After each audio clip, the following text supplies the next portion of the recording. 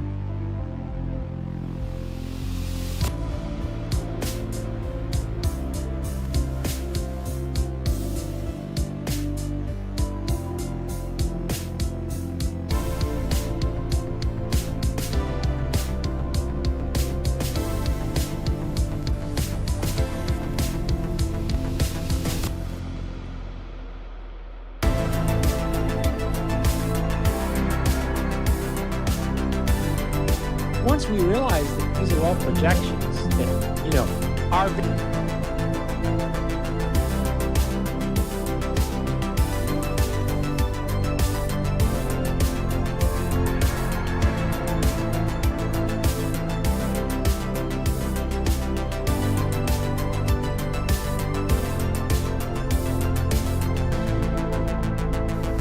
I know what you're thinking. You're thinking the same thing I'm thinking. You're hoping for the same thing I'm hoping for. And that is that we will go over all the new Warhammer stuff. I know, and don't worry, we will. We will go over all the Warhammer stuff. I know. We're good, you know. I know it's a Marvel channel, and I know we're talking about some Marvel shit. But yeah, man, that shit is crazy. I can't believe it. Space Marines going to T5? What? How in the world is that even gonna work? What is it gonna do to the meta? To the meta of the game? Wait, no, come back. Hey, come back, chat. Wait, hang on. Come back. Come back. Don't run away. Also, what the hell's over my hair? Adam! You're supposed to be fixing my hair so I don't get distracted. Isn't that a part of the producer job? Anyway, what up? What up, everybody? Welcome on in. Welcome on into another stream. No, in all seriousness, we'll save the Warhammer stuff, man. We'll save it. We're going to talk about the Warhammer stuff probably tonight for the Warhammer stream. Which, what we're supposed to be doing tonight is playing Warhammer with Adam. Yeah, Adam wants to play a little Warhammer on stream, huh? Show the people the game and give the people what they want. And he'll probably be playing Space Wolves, which is cool because the Space Wolves and the Dark Angels have a rivalry. And I can't wait. So we'll do that tonight, guys. I'll probably be live at 7:30, but Adam probably won't be able to play till 8. So we'll just shoot the shit for a little bit, talk about some of the new changes to the game, and we'll hang out, talk some Warhammer, and then we'll play a couple of rounds tonight on stream with Adam. Should be a good time. So yeah, no, there will be some Warhammer stuff tonight. Today, on the agenda, what I really want to do is deep dive on this plot leak, man. So I did a video. I just dropped a video. It's a girthy boy. You know, it's a 35+ minute video. It's nice and lengthy and girthy for you. But believe it or not, even as I was making that video and as I was working on it, I was like, damn, I still got more to yap about. Damn, I want to talk more about this part. Ooh, but what about this? Ooh, but what about that? And so with that in mind, I was kind of like, yo, I think the best thing to do is yap away with you live on stream. We'll go over the whole goddamn thing again. We'll break down all the stuff that I didn't talk about in the video. And it'll be like the old days of diving incredibly deep on a plot leak, looking way too far into it, getting way too attached to certain elements of it. It's going to be a good time, but that probably won't be for about 50 minutes. We're going to catch up a little bit, yap amongst ourselves. There's other topics I wanted to discuss, like the Avengers Endgame re-release, new details about that, including the fact that it like looks better. What the hell? So that's pretty wild. That is pretty wild. We'll get into that. There are a couple of other smaller things that we can talk about with regards to Marvel news, and then we will inevitably get in to DOS leak. So that's kind of the plan for today. Anyways, how you guys doing? How's the week treating you, man? How goes it? How's the week treating you? Why does this thing keep leaking? What, are you serious? Are you serious? On your gold and black tech celestial theory, at the end of Loki season 2, Loki and his horns are black and gold. Yes, that is true. And that's another thing that I kind of think is relevant. But we'll see. We'll go into the plot leak later and get into it. Nightfall is dope. Is it dope? I didn't get a chance to check it out. Is it pretty dope? Might have to give it a look-see. I like my Batsmans, and the animated Batman stuff is great. I mean, I think what Bruce Timm did with with the whole DC cast, really, but obviously those things were so good. They were always such a solid, like, pantheon or shared universe of DC stories, while the live action was very hit or miss. Animation's always been very solid for DC, so would like to check it out. I will check it out. Endgame for sure looks better. Yeah, it's kind of wild, huh? It's kind of wild. I wonder what that's about. Like it's like colorful and shit. Like there's like colors. Thanos like looks purple. It's crazy. It is pretty crazy. So we'll get into that a little bit as well. What else is going on this week, man? It's my birthday today, and I'm listening to this stream. Today will be the most exciting thing I do today. This stream today will be the most exciting thing I do today. Well, first of all, I hope that's not true. And I hope you do more exciting things. And also keep an open mind and keep an open spirit to some crazy cool things that could happen to you, okay? But that being said, this stream is going to be fire as fuck. So happy birthday to you. And enjoy that shit. Josh, we are Gooners. What the fuck? I mean, welcome on into the chat. Just sit over there and please don't speak anymore. Josh, please do a big rant as a birthday gift. A rant? Guys, what are you talking about? I never do rants, man. What are you talking about? I'm always so level-headed with this shit. Giving the best takes. No vitriol, you know, no rage, no ranting. I don't know what do you think is going? It's not the den of rants. You know, I don't think I've ever really been known for my rants. Hello, Josh. Hello there. Josh, I sent a member chat. All right, let me catch up on a couple of these chit chats here, okay? Let's see here. Xerox says John Watts greater than James Gunn. Yeah, that's true, but you could that's like pretty much anybody would fit into that first category. But thank you. Sironster says we need you to suit up as the Iron Nerd and arrest Goon. Wouldn't that be amazing? We would truly be living in the best timeline if I got the chance to suit up in the Iron Man suit and actually arrest the Goon. Like actually arrest him, like cuffs on.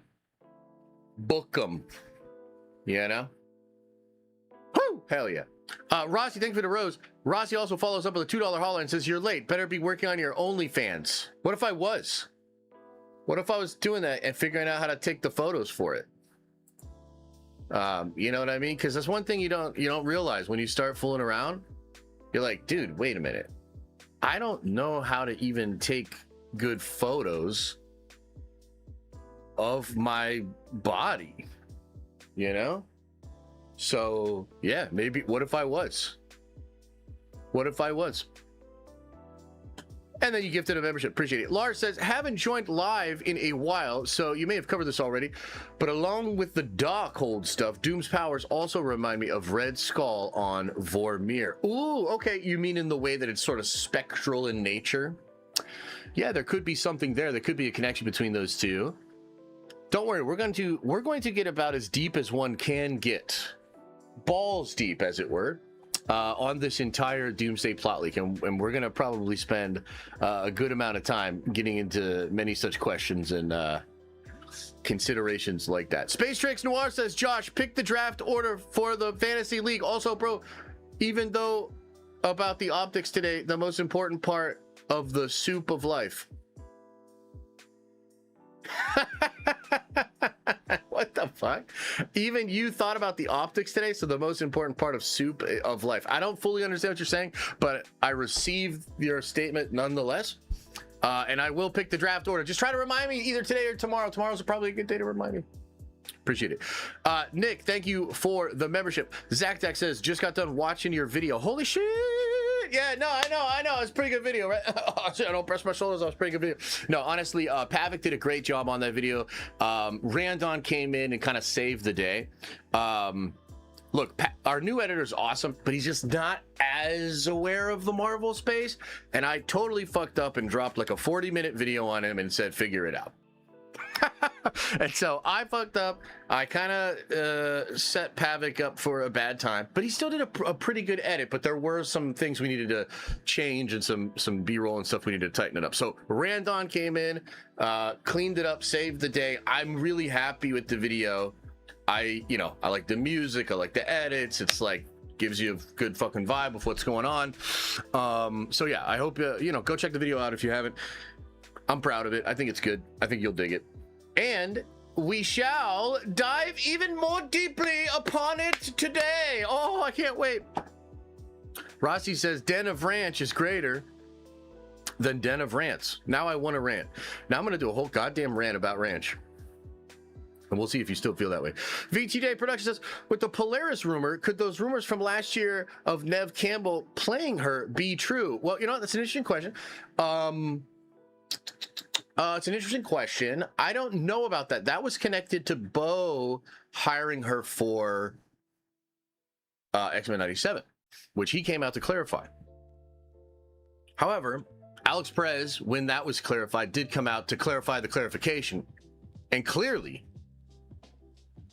he still believes there's something to the Polaris rumor. With clarity, while clarifying for your clarification.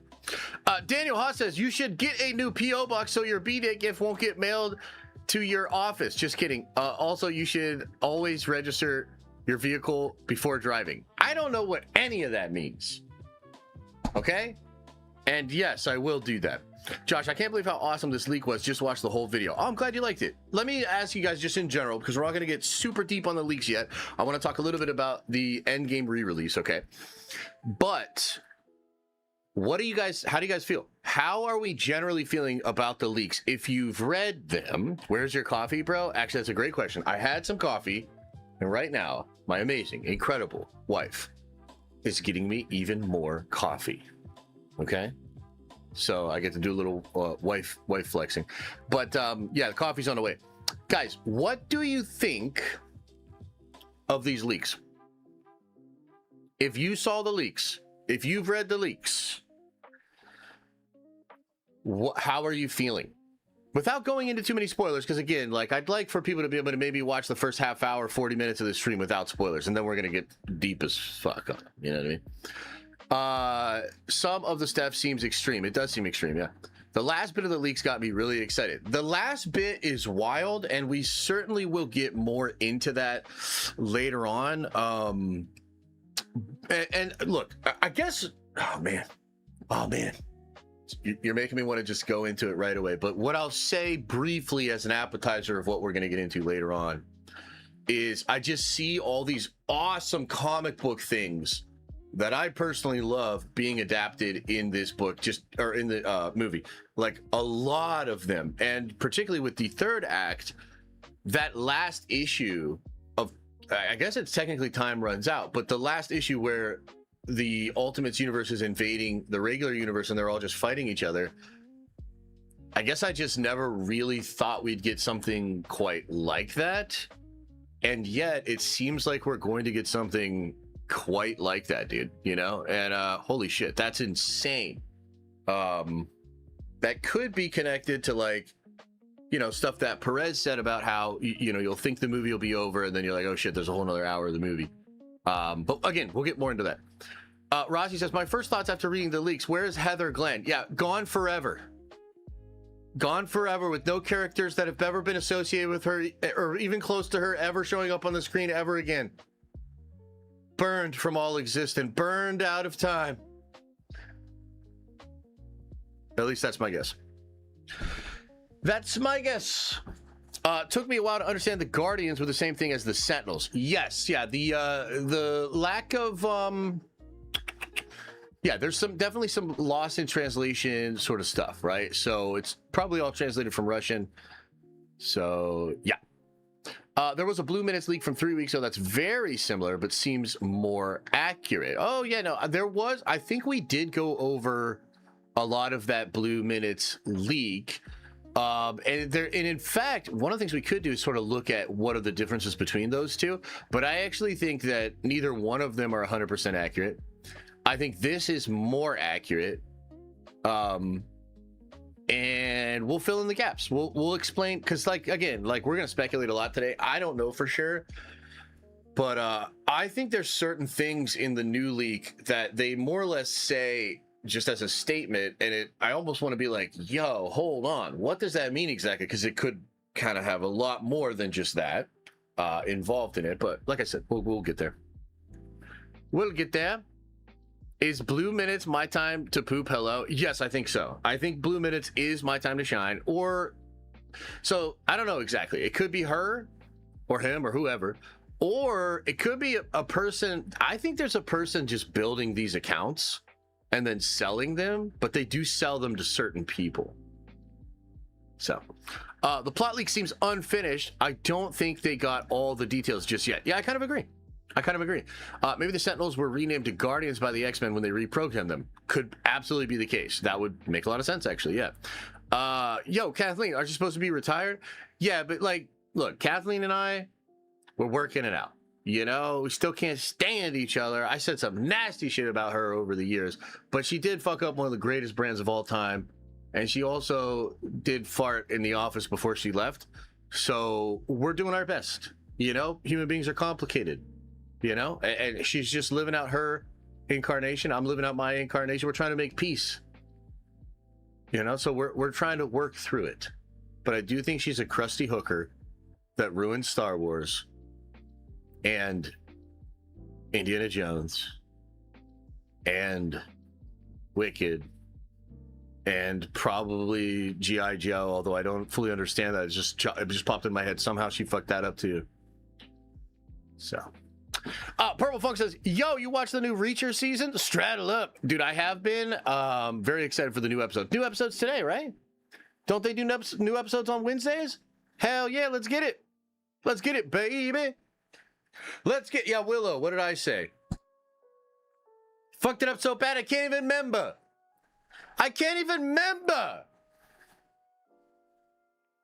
Just finished the video. Hell yeah, bro. Did you like that video? You like that video? Was it pretty good? I just watched the new episode. It's fire. Okay, cool. Well, the stream's over, so I'm gonna go watch it now. Just kidding. You guys don't want Jedi Grandmaster Rey?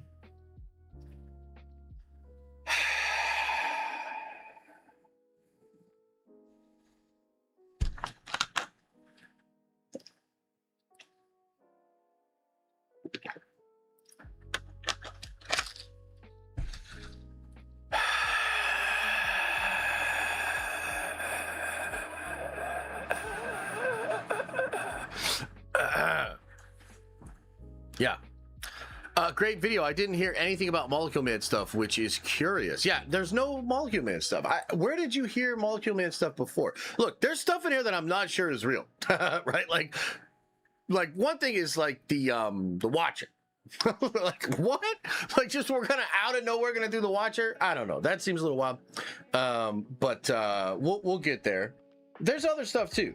Like there's just stuff that there's stuff I'm not 100% on. Loki is Molecule Man. He's not Molecule Man, but he might replace Molecule Man in some aspects of the story. You know? Eye of the Tiger will be Doom's theme song. Yo, I wrote... Okay, I'll tell you guys a secret. Can I tell you guys a secret? Can you keep this between us?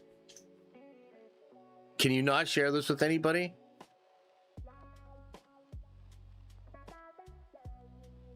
I'm gonna tell you a secret. I wrote this whole song, which is a parody of Eye of the Tiger, but it's called Eye of the Feige. And not only did I write this whole song and I recorded it, I actually had Randon do a whole music video for it. And like, I was actually really excited about it, but I decided to pull it because there's this line in the chorus where I say something like, and things got so fucking bad, they won't care, they're all white. Kind of joking about how like they brought all these white people back and it's all white. But then what happened was all these people like really started giving Marvel shit for it. And I was like, ooh, well, maybe I shouldn't put that out there. So I decided not to do it. It was a funny song. Like, it was pretty cool. I wonder if I can remember any of it. It was really funny. But then in the chorus, it's like, it's the eye of the Feige. It's something. I don't remember. But I'll try to get Randon to find it and put it out there. But yeah, see, you guys think I don't care about optics, and I don't. But also, I knew that was probably going to be a bad look to just put that out there like that at a time. So I decided not to do it. It was good though. It was good. Yeah, change the line. No, I will not change the line. But yeah, no, I probably should have changed the line. Yes. Yeah, it's a family show. Toby, Hugh, RDJ is the main three heroes of Secret Wars would be generational. It would be generational. And things got so fucking bad, they will not care, they're all white. Anyway, yeah, totally. Is Doomsday really going to open like that? Yeah, I think so. Guys. That's another thing. I talked about this in the video. I joked about it a little bit, but it's actually something I'm pretty interested about. This movie's going to open to like $1.5 billion in a weekend, apparently. Okay, that kind of motion means families, aunts, uncles, grandpa, and in fact, dude, fuck it, we're gonna turn this into a segment because I've actually been thinking about this for a little while. Okay, so if you would allow me, may I yap about this? May I yap about the absolute hilarity of what I think is about to happen with mass appeal audiences and what Marvel's actually cooking, if I may?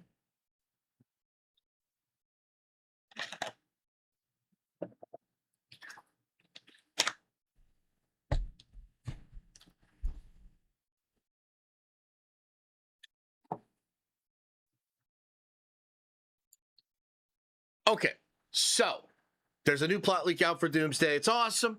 We made a video about it. We're going to yap about it a bunch on stream. But one of the things I want to yap about before we yap about the leak is something about the leaks. We're not going to go into spoilers here, okay? But I think one thing most people recognize when they go over this leak is, holy shit, this is going to be kind of a dark film. And I really mean dark. Like, the beginning's dark, the middle seems pretty dark, the ending seems incredibly dark. It seems like they're doing some really dark brutal, heavy, I mean, just shockingly dark for a Marvel movie kind of a thing. Like that's kind of all over this movie. Okay. And I gotta say, I wonder if Marvel is second guessing that at all, because I think when the Russo brothers took Doomsday on, which was probably about a year before it was officially announced at Comic-Con, right? At that time, when you looked at what was going on with Marvel, things felt pretty desperate, right? Things felt pretty low. I mean, I was here. I was here for the whole thing. So we talk about this all the time. But yeah, it was pretty bad. A lot of fans disengaged. A lot of fans checked out. And I guess what I'm trying to say is part of me thinks that Marvel and the Russos and probably McFeely maybe came to a conclusion that in order to re-engage that audience and really get the attention back and kind of get rolling on this thing again, that they would have to do something pretty drastic. And I almost have this impression that Doomsday is the way that it is because they felt like they would be fighting an uphill battle or like fighting against the current, so to speak. And so what they were really looking for was, okay, our hardcore fans are still there. They're going to check this thing out. And what we're really looking for is those hardcore fans to be like, this is unlike anything I've ever seen. I can't fucking believe this. And that then becomes the word of mouth by which you get a lot more people in. Does anything I'm saying, does this make sense to you guys? Like, I think that this was probably at least a consideration. Now, it's obviously fair to say that this is a two-parter. And I think that's also a consideration, because if you look at Infinity War and Endgame, Infinity War does great, but Endgame's the big money maker, and that's because Infinity War comes out and sets the table. It's a part one. It gets you all to have this anticipation, and then it ends in one of the most crazy dark ways ever, and you're kind of left with this thought of like, how are they ever gonna defeat Thanos? How could they ever undo this?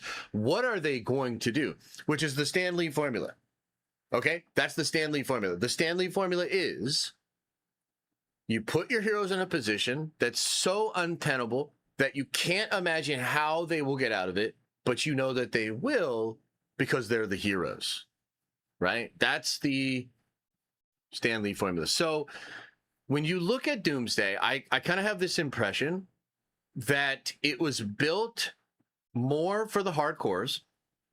It was built almost antithetical to what people would come to expect of Marvel movies. It was built in a way to be this really dark, really twisted part one, then that fans would then go into part two holding like this shock and awe and being unsure of how it could all be worked out. And yet this thing might outgross Endgame on its own. Okay, so again, I'm like, we're gonna have packed theaters from like that whole week, dude. You're gonna have packed theaters, and I just have to imagine that there are younger people, there are kids, and even sensitive adults, let's say, and these people are going to go into this movie theater, and again, without going into any details here, I think they're really going to be shocked. This might actually end up being one of the most subversive movies of all time. Do you know what I'm saying? Like, it truly kind of feels like this might be one of the most subversive movies of all time. And I feel like all the articles, all the commentary, all the things that are going to come out from this thing are like, did they go too far?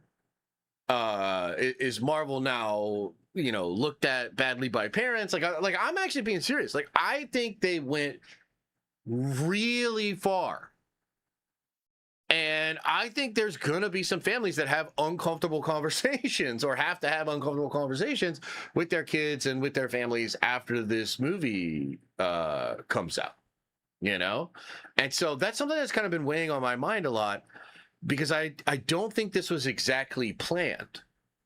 Like, what I'm saying is, like, let's say phase 4 and 5 don't fall off, and let's say the Russos and everybody like still has their swag and everything's fine, and they think that this thing is going to be the biggest Avengers movie of all time, I think they actually probably build it just a little bit differently. And yet, it's kind of crazy that it was built in such a way, and now it has even bigger hype than Spider-Man. And somehow, some way, they got the whole world to tune into the story again. And it's like, okay, yeah, let's all sit around the campfire collectively as a culture, as a world, as a planet, and let's watch Doctor Doom fuck everybody up. Let's watch the heroes turn on each other.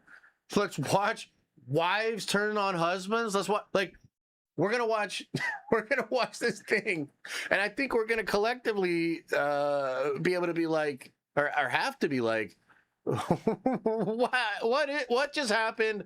Are we all okay? And I think it'll work. I think it'll probably work, because it really will shock people. Like, again, a lot of us that have been following along, we know exactly, you probably know exactly what I'm talking about. We're going to get into the details in a bit here. But for us, we know what to expect. But now I have this extra added element of excitement, where I can't wait to see how other people react. I can't wait to see how younger people react. I can't wait to see how parents react, you know? I can't wait to see how the world reacts to this. And then what does that do for the hype of Secret Wars? Do you know what I'm saying? Like, what does that then do to what that movie could be? Yeah, it's pretty crazy. So I just wanted to yap about that. What do you guys think? You think I'm onto something? You think I'm off base here? What do you think? Molden Knight says, Josh, to be fair, Thanos crushing the neck at the beginning of Infinity War was kind of like that. So that's a good point. Like, that's fair, right? But have you read the new leaks? Because, like, dude, like, I don't know, man. Like, I just feel like a certain character being on their knees, watching their entire world get obliterated. Like, I just feel like that's a little different. I feel like going to a place and there are just bodies everywhere, and a certain character we love is missing a key organ. You know, like, I'm just telling you, like, I understand what you're saying. Maybe you're not appreciating what is in these fucking leaks, dog, because they are wild. Like, this is wild. Like, you put this stuff in almost any other movie, and I'm like, yeah, I don't think even I want to go see that, you know? Yeah. But I mean, look, fair. Yeah. Tell me, Dad, I haven't seen the leaks. Well, we're going to get into them. We're going to get into them in a little bit here. Let's see here. VTJ Productions says, December 9th, I have a 7 a.m. tickets at Dolby and 10:30 p.m. tickets 4DX the same day. So hyped. Does Magneto survive on the raft at the end with Reed? I need Eric. It's a good question. We're going to talk about that, because there's some wiggle room for interpretation in some of these things. So we'll certainly get into that. There's something interesting that's said in the leaks that makes me think Magneto might be eventually on the side of Doom. But that would have to be hidden as well. So we'll talk more about that in a minute. If kids and parents watch Secret Invasion, they would think Marvel went too far. That's true, actually. And thank God they didn't. Oh, my God. Secret Invasion. Why is this guy bringing up Secret Invasion? We can't just be happy about Doomsday? Oh, Rossi. This is darker than Snyder Justice League sequels. Dude, it's the darkest thing it's the darkest thing I've ever seen. Like, okay, let me just say this. Let me just ask you this, chat. What scenes out there in the comic book movie genre are darker than this? Like, what could be more, like, just being honest, like, what is even out there that is on the level of some of the things that you're going to experience in this movie? I'm excited too, Jay. My girl turns me down every time I try to talk about Doomsday. What? Oh, bro. Like, you know, that you gotta, like, honestly, man, there are a lot of ladies out there that would love to just stare at you and listen while you yap about your favorite nerdy thing, man. I think a lot of ladies just really like when you're even into something, when you're passionate about something. So I'm not saying you got a bad one, but I'm not sure you got one a good one either. VGA Productions says X-24 slaughtering family in Logan. That was pretty brutal. That was pretty brutal. You're right. That was up there, and also that was a rated R movie. Like, that movie was rated R. So you if you took a kid to that, it's like on you. You know what I mean? Ripping out hearts, main character dying, child sacrifice, like, dog. I know. Again, like, trust me, we're gonna get into it, but it's like, damn. Do you think Doomsday will have post credits? I think so. I'm not 100%, but I think so. Yeah. Yeah. Yo, Josh, missed my super chat earlier. I asked if, without spoiling, you could heard any confirmation that Doomsday would address Tony and Doom connection. J Max says there isn't. Yeah. Look, guys, I don't even know. Like, it irritates me that there are even people dumb enough to think James Mack is anything other than a total and complete fraud. It's like, I can't even, like, accept that those kind of people exist, and I damn sure can't have an interaction with them. Okay? Now, that's not the same thing as saying that he might not say things occasionally that are accurate, because as far as I'm concerned, he wants so desperately to be known as somebody that knows things that he goes to people that actually know things, like these Russian hackers and some of these other people, etc. He's probably in every single Telegram group, every single little thing, Discord group or whatever, that he could possibly be in to try to get this information. Okay? But he's definitely not reliable. That's not to say that he can't get things right, but it's not coming from him. He has no real sources, and he has no way of discerning truth from fiction. I mean, this guy said so much shit that's wrong, I can't even keep track of it. Okay? And again, anything that he got right comes from somebody else. It didn't actually come from him. So I just, like, completely ignore everything that he says. As far as the Doomstar connection itself, I feel as though this is a similar thing to the Sadie Sink Jean Grey thing. And what I mean by that is it is the thing that they are hiding and the thing that they are protecting with the utmost care. Okay? So when Comic-Con was out there, right, just a couple of weeks ago, and they were asked, Downey was there, Evans was there. They were asked about the connection between Dr. Doom and Tony, and they immediately shut it down. Tony's like, "We can't touch that." Evans is like, "Nope, can't even comment." Okay? Do you really think that if there was no connection to them whatsoever, that the actors would say that when asked about it? I need you to be just a little bit more thoughtful. You know, that's not to say that I know with certainty that the relationship between the two of them will be explored in both movies. But I'll tell you, I do fucking believe that. And as we'll go over in a little bit, I have reasons to believe that. Okay. But yeah, that's pretty much all I can say. And again, it's like, I don't even have anything against James Mack, because to me, James Mack is so irrelevant that it's not worth having any kind of emotion whatsoever at all about this person. Marvel is the biggest thing in the world. Okay. Of course, people that want to have a platform or want to get exposure or want to just jump on that train to get clicks, views, or whatever with Marvel, totally get it. God bless. Do your thing. But the reality is, I've been doing this for 10 years, and I'm really good at sniffing out if people actually know what the fuck they're talking about. And I'm telling you, he does not. You would be better off completely ignoring him and just looking at the other reliable folks that are out there that we already go and cover. Right? So I hope that makes sense. Hey, $61.60 holla. What does that even mean?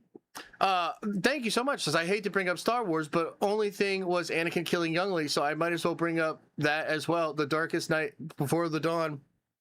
And I promise you the dawn is coming. What's the DC thing as well? Bring up DC as well? What? Oh, okay. Yeah. I think I get what you're saying. And also, thank you for, like, way too much money. What's up with that? Like, what the hell? I appreciate that. Thank you for the support, and it's okay. I know a lot of you still love Star Wars. I know a lot of you love DC. I know a lot of you want the DCU to work out and do all that sort of stuff. It's all good. I would love for that to happen as well. It's all good, baby. All right, that's enough about this whole thing with the plot leaks. I can't believe it. I can't wait to see what these families do. Okay. Let's see here. Elijah, appreciate you, man, with the 10 spot. Says, just join the stream. Even though my friend is super annoying, please pray right now, chat. He called me from the hospital, and he got some bad news. Doctor said he's got serious case of the optics. You had me in the first half. You had me in the first half. I was feeling bad. I was thinking about optics. But your chat was an optical illusion. Thank you for the 10. Rhythm City RM says, hold up. If Steve is on 828 in the shadows, and Victor is supposed to be one of the greatest minds in the universe and reps Latveria, is it possible he knows Victor is a variant of Tony or vice versa? It's a good question. It all has to do with how much was publicly known about Victor, and when does Victor go away, and when does Captain America come in there? Because Captain America's been in there for 10 years. He's been watching the Adventures of the Fantastic Four for 10 years. He's a big fan. He's been chilling. Okay? When was Dr. Doom known? When did Doom leave and go throughout the multiverse? Because there's some things in this leak that, well, they don't exactly quite add up. Victor's obviously lying. And it's funny because they talk about him lying, but they don't necessarily really dive into why he is lying. But we'll get there. We're gonna get there. Do you agree Miles Teller would make a good Maker? I do agree with that, yeah. VGJ Production says, only optics I need are from Cyclops' face. Oh, hell yeah. Oh, hell yeah. So Galactus shows up and Cap just said, nah, they got it. Yeah, pretty much. And if you remember, Galactus doesn't just show up. It's the Silver Surfer that shows up first. And then the Fantastic Four go out to stop Galactus. And at that point, everybody on the planet, probably including Steve Rogers, was like, nah, they got this. So, you know what I mean? Because they had gotten everything else before. So who would think, oh, this one's going to be real bad? Not me. Not me. Not in this lifetime. Okay, let's talk Avengers Endgame re-release, and then we'll dive deeply upon the leakage of the Doomsday, okay? Uh-oh.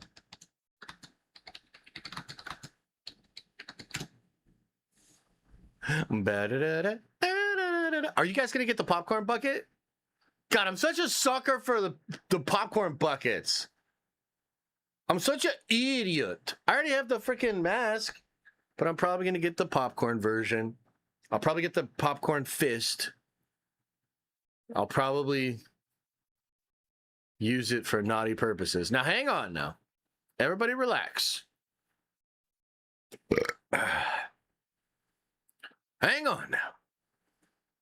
Hey, what the hell is this hooker saying? God, what a hooker.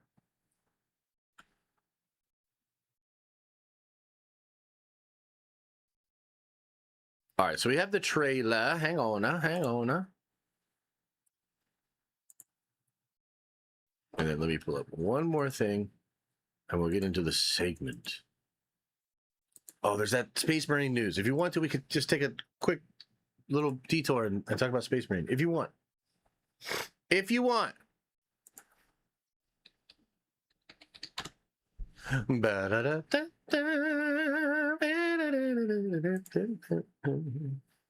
Okay. Alrighty, so yesterday, the tickets for the Avengers Endgame Encore went on sale. They put out the trailer, which was the one that was shown at San Diego Comic-Con, which we didn't get to see publicly, and they did announce tickets for it. It's pretty cool, man. So a couple of different details on it. Let's pull this up for you guys. It'll include additional new footage, a custom introduction, probably by like Downey and all them, you know how they like to do those little intro things, a special end tag exclusive to Infinity Vision and IMAX releases, and it'll release in theaters on September 25th. Now, we did try to warn you guys about this. Remember, Josh McCampbell Bluegrass said that you basically will only get the extra scene or the extra footage if you do either Infinity Vision or IMAX. This is them just really trying to push, I think, trying to push theaters to creating a better experience in their actual places, because part of this is like, you got to actually have good sound, you got to actually have bright bulbs, the screen's got to be great. And to be fair, even though it's a little bit of a shady kind of Disney thing, to be fair, a lot of theaters were cutting those corners for electrical costs, for budgetary reasons. Maybe they just didn't want to renovate over time. There were a lot of shitty ass theaters in the United States of America, and a lot of these screens will not qualify for Infinity Vision. So if there's no Infinity Vision locally, you need to roll up to your theater and say, look here, see? I demand that you make these theaters better so that I can get my Infinity Vision. And you got to say it just like that too. And they'll probably beat your ass and kick you out. Now, listen, this is cool. This is going to be fun. Okay? Additional new footage that's also included with the little tag at the end. So it might not just be the post-credit scene / the Doomsday special look, but you will get that Doomsday special look if you go to the Infinity Vision, the IMAX. So I think with a new intro, I think with the new additional footage, which is probably not a lot, guys, like it's probably just a little bit here, a little bit there, and the actual end scene, which will be the first time you get to look at Doomsday, which I'm pretty sure we did that in December of last year when they did all of those Avatar, Water, Fire, Ash trailers. But no, this time it's for reals. You get your first actual look at Avengers Doomsday in the movie theaters if you go see this Endgame Encore re-release. Okay, so that's kind of cool. But you know what else is cool, and I did not expect, is this. They actually changed the color grading. They actually made the colors pop more. There's better color grading here. And I gotta tell you, it looks really cool. Like, I didn't expect to actually be this impressed with it, but man, especially like after watching Spider-Man, and I thought the Spider-Man movie did an incredible job with its color palette and its colors in general, but the Fantastic Four movie as well, oh my God, the color grading and the special effects on that are peak. It's crazy when you look back at what Endgame was when it was actually released. It is actually kind of bizarre just how different and how dulled down the colors were and how impressively poppy and bright they will be in the re-release. And of course, this will also be aided by the fact that you'll be seeing it in a really, really good theater with really great color and really great lighting, etc. So I think this is really cool. You add all of this up, and I think combine it with the hype for Doomsday and that end cap credit scene, I really think they've got something good going on here. And according to some people out there, this thing is already the biggest re-release ever. Which, look, Marvel's grabbing up so many records and so much these days. That's probably to be expected. But legitimately, this will probably push Endgame over Avatar, give it back the #1 spot again.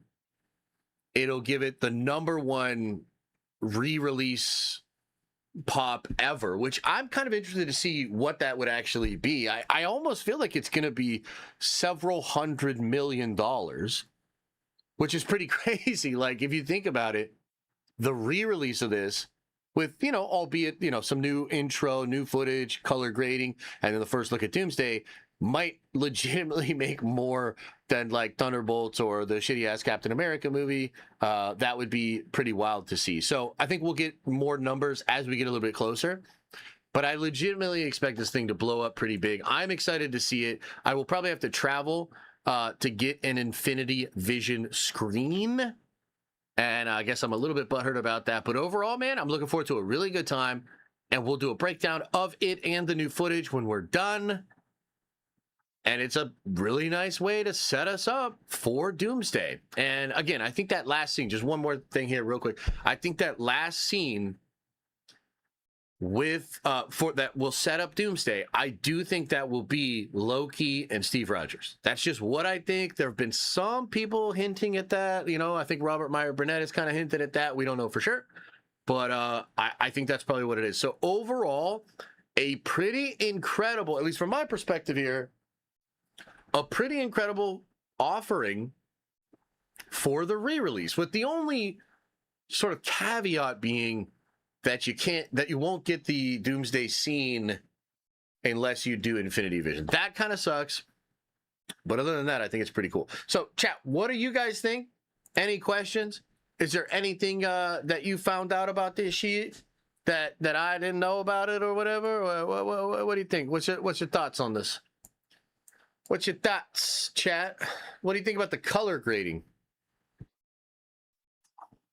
How long is Endgame going to have their theatrical run? Ooh, that's a good question. I would imagine it's going to get at least a 4-week, at least a month-long run. I think so. No, that's cap. You'll see it in any screening. Is that true? Because that's now 2 different people that have told me that that's not how that shit's going to work. Will the new color grading be available on Disney Plus or a physical release? So I hope so. Now, look, apparently Disney has absolutely incredible technology that's doing this shit right now. Now, I heard about this in reference to the remasters of the original Star Wars. Not to bring the mood down and talk about Star Wars again. Bigger than Revenge of the Sith re-release a few years ago. Dude, that was really peak. And I don't even remember how much money it made, but I think it only made like 80 to 100 mil total. It opened at like 35 though, which is pretty crazy. But what I heard was these re-releases of Star Wars for the 50th anniversary, the theatrical original version, that whatever technology they're using to like go in there and recreate what it actually looked like when you went into the cinema and that fresh reel in 76 was playing A New Hope, like they figured out a way to make it look just like that, if not better and more crispy. And yes, it does involve AI and algorithms and things of that nature. But from what I understand, the technology that they have behind the scenes to be able to make these alterations without hurting the fidelity, without like hurting the artifacting and all these different things that can happen is top notch. So I do wonder if this will eventually drop on Disney Plus. I wonder if they'll drop it in a way where you can watch both versions, like the original theatrical and then the upgraded one. Yeah, I'm not really sure. Kane, appreciate you, man. No Unity updates today, but I do appreciate it. Thank you. A manager at AMC told me it's exclusive to IMAX and Infinity Vision, but it's also not available in IMAX at my AMC. What? Oh, interesting. Yeah, I don't know. I mean, that's worth clarifying for sure. According to Deadline, it does say the special end tag is exclusive to Infinity Vision and IMAX releases. So, yeah, I wonder. Maybe we'll double check that. Okay, wait a minute. There are 2 sneak peeks for Avengers Doomsday attached to the Endgame. One is an additional 4 minutes that will be available in all screenings. The second is a sneak peek exclusive to IMAX. Whoa. Okay, that is crazy. Okay, hang on now. So this was just shared here by Adam Helvig. I know this guy. I think he does like doesn't he do like a big podcast or something like that? So he's saying here, there are 2 sneak peeks for Avengers Doomsday attached to the Endgame re-release. One is the additional 4 minutes that'll be available in all screenings of Avengers Encore. The second is an additional sneak peek exclusive to IMAX and Infinity Vision certified auditoriums. So that's pretty crazy, dude. That is pretty crazy. How do you feel about that, chat? Avengers and Akira is not available yet in my AMC too. Okay, interesting. Yeah, interesting. Well, that would definitely solve a lot of problems, right? Because I think if you didn't have that 4 minutes, that extra 4 minutes, a lot of people would probably complain about that. That is, that's kind of a game changer, no?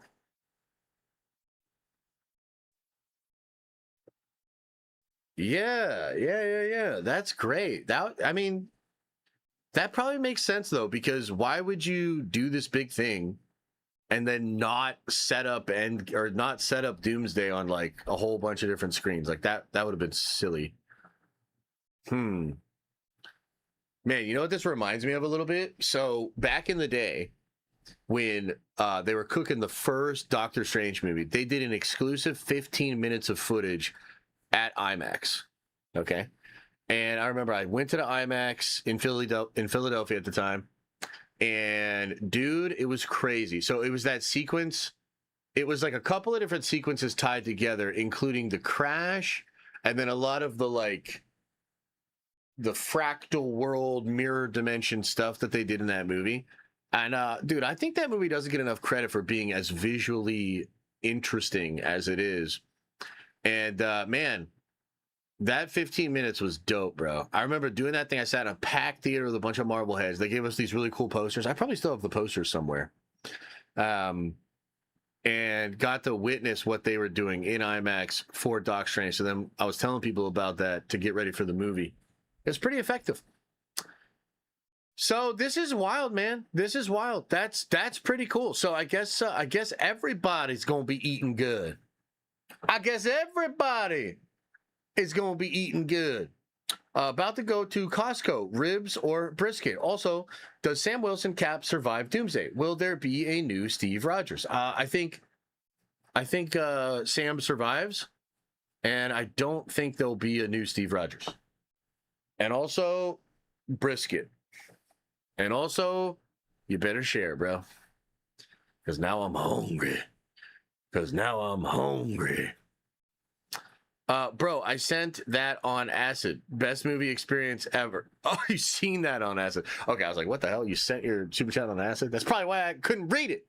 But no, listen, you know, you do you. This is a family show, so I can't endorse any substances. But what I can say is that was probably amazing. I'm super jealous.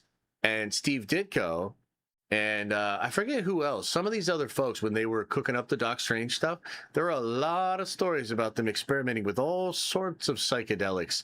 And you can see that reflected, I think, in a lot of those old Doctor Strange books.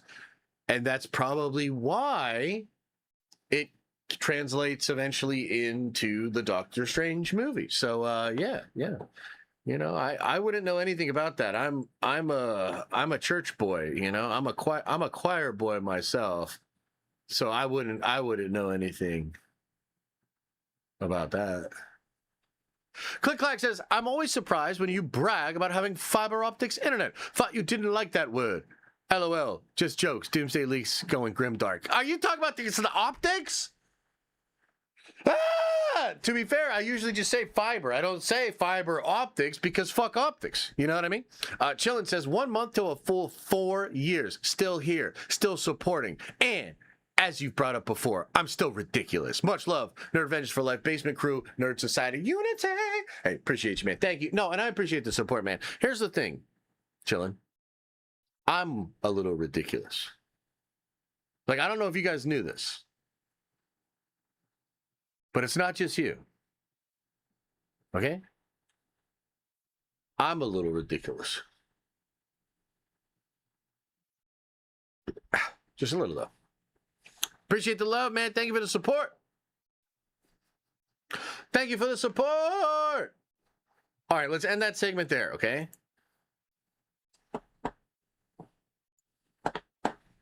Let's end that segment there. I have to get this leak pulled up, okay? Wait, what the hell is this? Oh, yeah. I got to pull this leak up, and then I got to leak all over it. And we got to get into this. We got to dive deep. But I do need another coffee, so I'm hoping my iced coffees are here. Maybe they're out there. And then if not, I have to make another coffee. I'll be right back. Give me 1 second. Give me 1 second, you poopy buttholes.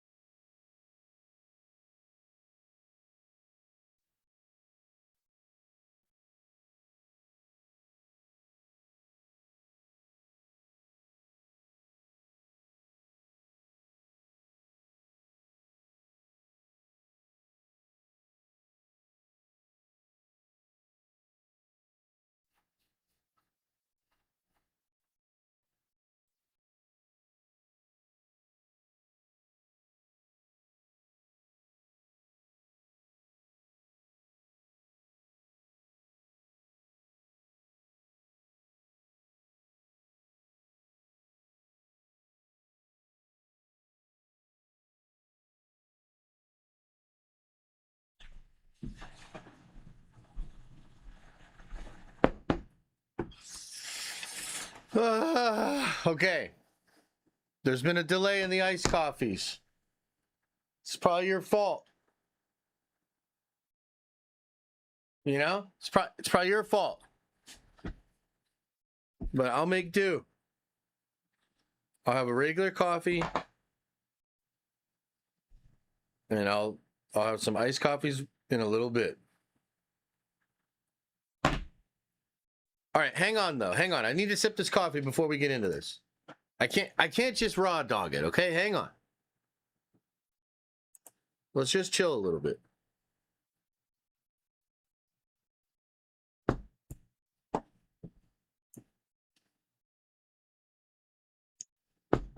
Did you wash your hands? I didn't even do anything that required washing my hands.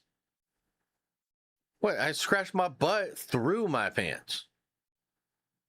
You don't need to wash your hands when you do that. Bro, I've been trying to tell you, it looks like Endgame is only in theaters one weekend, Thursday to Tuesday. What? Hey, no way. Have you went over the Ironheart Season 2 leaks?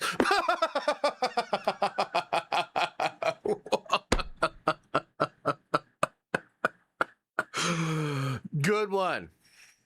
I needed that.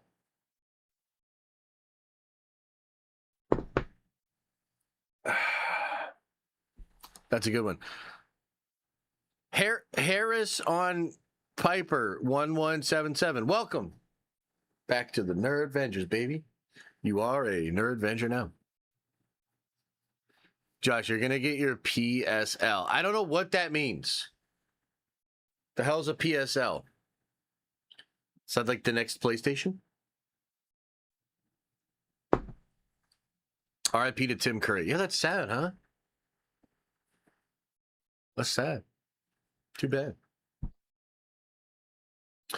Collide the Glide with a $10 holla says, Josh, I recently watched a vid on the MCU's best hero saved throughout the years. They had Tony's nuke save from Avengers at 3, Widow's sacrifice at 2. Guess which was number 1? Heather saving herself. You motherfucker! How dare you? Take her $10 back. I don't even want it. Just felt like riding. Says, hey, Josh, if I come from Bama to the theater meetup, Will fly me out. Will fly me out. Will what? What the hell? I feel like you're missing something there. Probably because you're on acid.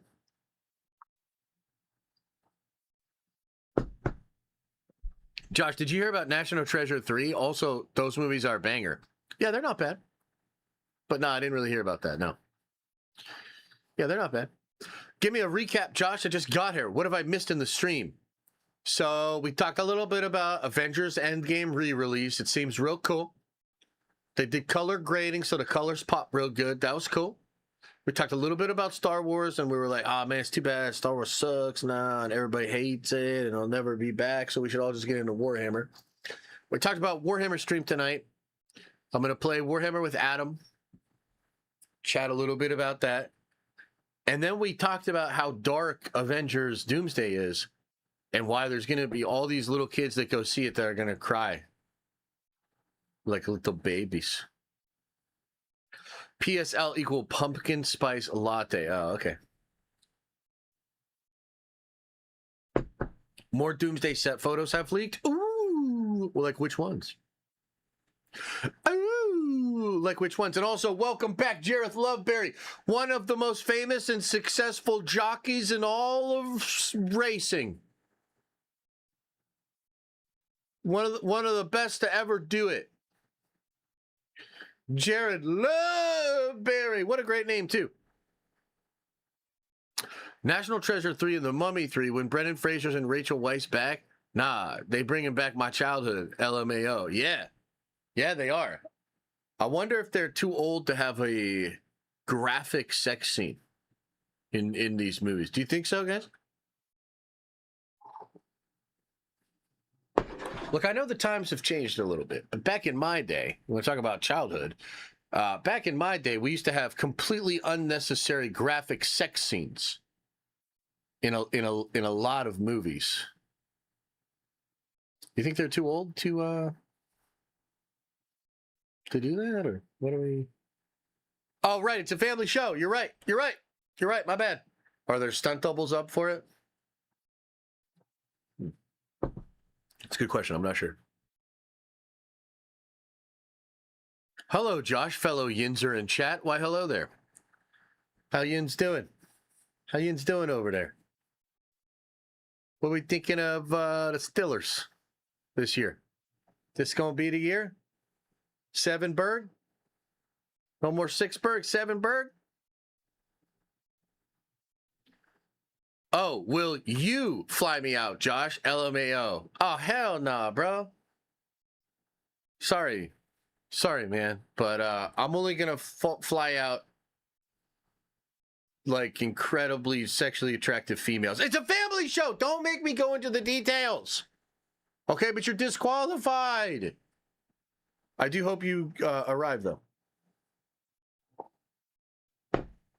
I know you're excited for Ahsoka season 2. I can feel it in the force. Let me think about that for a second.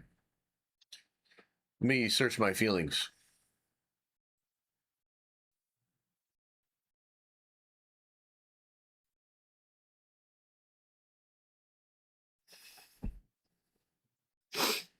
Not yet. Not yet. Maybe eventually I will be, but not right now. No, I'm not excited. I'm not excited. Whose chat did I miss? What the fuck? Whose chat did I miss? Did you watch Nightfall? No, I didn't watch it. I don't like sand. Yeah, right. Let me see here. Probably some stupid Star Wars message. Probably some freaking Star Wars message here. I don't like sand. Brother Josh, what are your thoughts on the rumor there's only one universe post-Secret Wars since Doom erases all the timelines except one? Oh, actually, it wasn't Star Wars. Thanks. I appreciate it. I knew I could count on you. I knew I could count on you. I don't like sand. Ha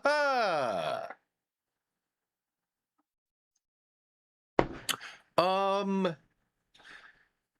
Does this come from maybe James fucking Mack? Like, look, man, I don't know what you want me to tell you. There were originally rumors that it would all be consolidated down to one universe. Since that time, we are getting indicators from other reliable folks that that's not what's going to happen, that they're no longer going to do that. They will keep the multiverse open. And in fact, I think what Kevin said in a recent interview was something like, we want it to be a single, easy to understand universe. I think he's talking about just the universe of Marvel. That does not mean that there won't be other individual smaller universes, right? I still think the multiverse is going to exist. What about you guys? You don't think so? You don't think so? Like, let me just ask this. We're going to get right into the leaks. I just want to sip a little bit more of my coffee. I'm trying to get fucking amped up. I'm trying to get excited, okay? And it takes a lot. It takes a lot of juice to get me going these days. What do you guys think? You think they're still going to do the multiverse or nah? Lanterns is pretty dope so far. I'm enjoying it.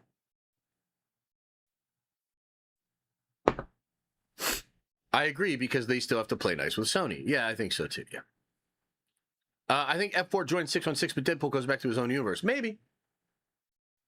Maybe.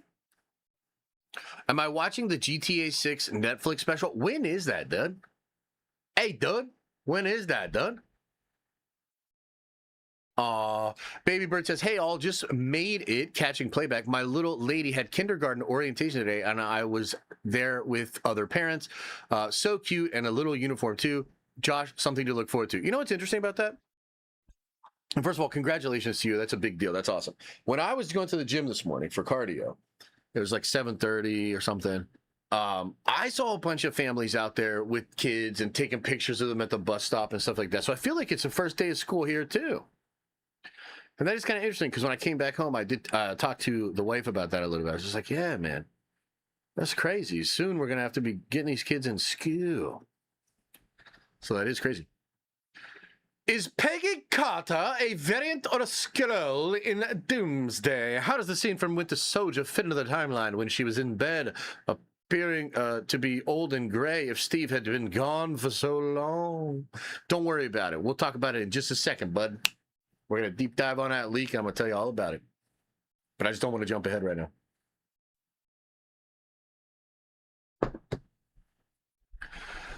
My son started kindergarten last week. Oh, okay. Maybe it's a little bit different in different areas or something, huh? I don't know. GTA 6 Netflix special is tomorrow. Oh, man, that's going to be cool. I don't even know if I'm going to get GTA 6 right away, though. Because, like, I like gaming, but, like, I'm not, like, a gamer. Like, I know a lot of people are like, yo, this is going to be dope. Oh, my God, I can't wait. Let me ask you guys. Give him a shout-out. His name is KB. KB. What up? It's good to meet you. Good to meet you. Shout out to you. You got a good dad. I'm assuming you got a good mom because a good dad would have made a good choice on that. So you lucked out already. You're way ahead of most people. But don't get a big head about it. Stay humble. You got a lot to learn. But you're set up for success. And God knows we need it. Are you going to get us out of this incredible mess? I don't know, but we're going to need you to do that. So shout out to you. I don't have a console to even run GTA 6, PC only. PC would be cool. I'm just like not that big of a gamer. Like, I don't know. Do I really want to spend $80, get in there and fuck around? Let me ask you this. Is the online, are they going to have like GTA Online right away? And then like that role-playing stuff is pretty interesting. But does that come in like right away or does that happen later? People pre-ordering GTA 6 are clowns. I mean, for some people, it's probably like super hype though. Like, I get it. The last one I played a lot of was 4. GTA 4 was great. And I played so much of it. No online? No online for at least a year. Well, then I can wait. Yeah, it's same. I'll buy it when the online hits, yeah. Oh, God. I have a little bit of a headache today. I'm trying to slam this coffee so that I can... Oh, thank you so much. Appreciate it. We don't need the straw on the lid, though.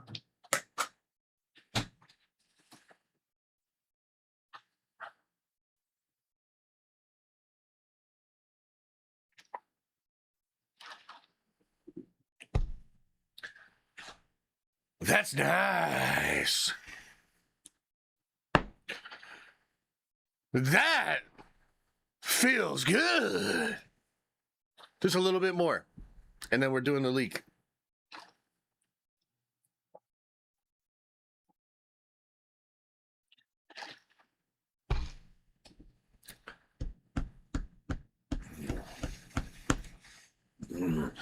And now I'm starting to feel the energy building. It's as if I could go Super Saiyan right now. One more big drink and then let's get into this leak. Josh, do you fully fund your local Dunkin'? Yeah, probably. Yeah, I probably do.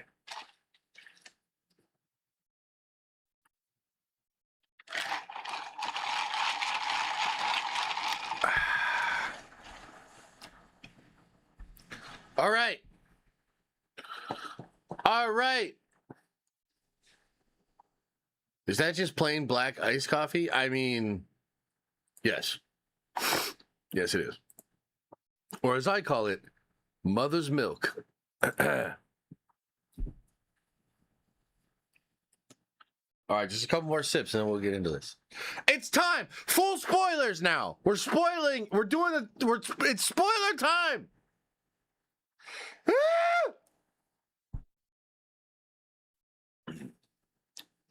So essentially, simping has resulted in the fall of the multiverse. A little bit. Yeah, it does seem that way. Which is a lesson to all of y'all. You know what I mean? Don't chase.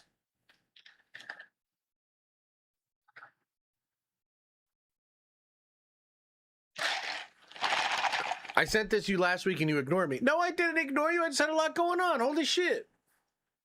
All right, here we go.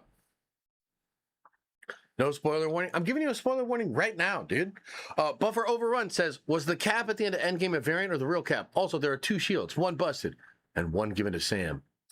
I think it was the same cap, brother. I'm pretty confident it was the same cap, okay? Should we smoke a cigar before we do this real quick? I gotta work soon. Don't go into work today. No, I'm just kidding. I can't tell you to do that. That'd be ridiculous. But tell your boss you're gonna need a couple minutes, you know? All right. Let's get into it. Now, I already talked about this, obviously, in the big video. A lot of this is stuff we've already went over, okay? But it is worth diving deeply and getting into the stuff that's not in here, getting to the stuff that we're sort of questioning. This does seem to come from the Russian hackers. There's some lost in translation stuff going on here. You know, they say Guardians. I think it's probably Sentinels. They say invasion. I think they're saying incursion. So, dude, we'll figure it out, okay? Number 1, Josh Slurper. I'm so glad you're here. Said, LOL, these folks hating on GTA 6 worse than Marvel haters. Shut up and take your medicine when it makes all the money. Whoa, whoa, whoa, whoa, whoa, whoa, Josh Slurper. I get it. You like the GTAs? Holy shit. I'm just waiting for it to go online. My God. All right, anyway, here we go. It all begins on Earth 10005. Now, I wonder if we're going to get that classic vignette that the Russos like to do. So we're like, you know, a sort of establishing shot coming into the mansion, universe 1005. And then we cut, and it's Professor X and Magneto playing chess while devising a plan to attack another Earth. Now, again, hold the fucking phone, dude. So Charles and Eric, they've always played chess against each other, okay? But now they're going to be playing chess against each other while actually devising a plan to attack another Earth. That's really crazy, dude. And one of the things it makes me think of is we did hear a lot of leaks about how this X-Men universe was a utopia. Okay? A utopia. What does that mean exactly? Well, I think basically what it means is this is a version of a timeline from X2 where Charles and Magneto achieve Charles's dream. That's what I think it means, the utopia. They've achieved the dream. Cohabitation with mutants and humans. Everything's chilling. Seems like a pretty peaceful place. And in fact, when I think of utopia, you know what I think of is I think of the 838 universe. 838, while maybe not a perfect universe, was thought of as way more advanced than 616. And remember, there's that part where America thinks that they don't even have money in that universe because she just assumes that it's so advanced that it's probably like a utopia without money. And then Papa Pizza's like, hell no, I need to get my money, you know? So this is going to be a world where it actually works, where Charles and Eric have found some common ground, are able to work together. And I think that's really, really interesting. We've also heard these ideas or these theories of the Great Society. This was told to me by a couple of different people, and I think it's out there now. A lot of others have been talking about it as well. The Great Society is very likely a version of the Illuminati in this X-Men universe that would include some X-Men characters, but also probably some regular human characters as well, okay? So I do wonder, what is the extent of this conversation? And is this what we see in the trailer when they're sort of consoling each other and they're talking about why they have to do this? A couple of years ago, or maybe it was a year and a half ago, I started to see some of the scoopers and the leakers tease that there would be some kind of a line said by Magneto where it was like, after so long, after everything we did to get this dream, we can't just let it go, and we have to be willing to do anything to save the dream or something like that, right? So I wonder if there'll be some kind of a line like that with Magneto. And this has that energy of the Hickman stuff where they're doing stuff they don't really want to do. And it's not just our Earth, it's all these other Earths. They're going out and doing this stuff that's really crazy, destroying, you know, other worlds, et cetera, et cetera. And that's not very chill. And yet they absolutely have to do it. And so the fact that we have these incredible actors that have played these roles for so long, arriving at this end point and literally beginning the film, actually talking about destroying another planet. They have a bomb created by Beast. So are we going to get some kind of montage here while they're explaining the plan? While the chess pieces are moving around and they're explaining the plan? That sounds absolutely incredible, okay?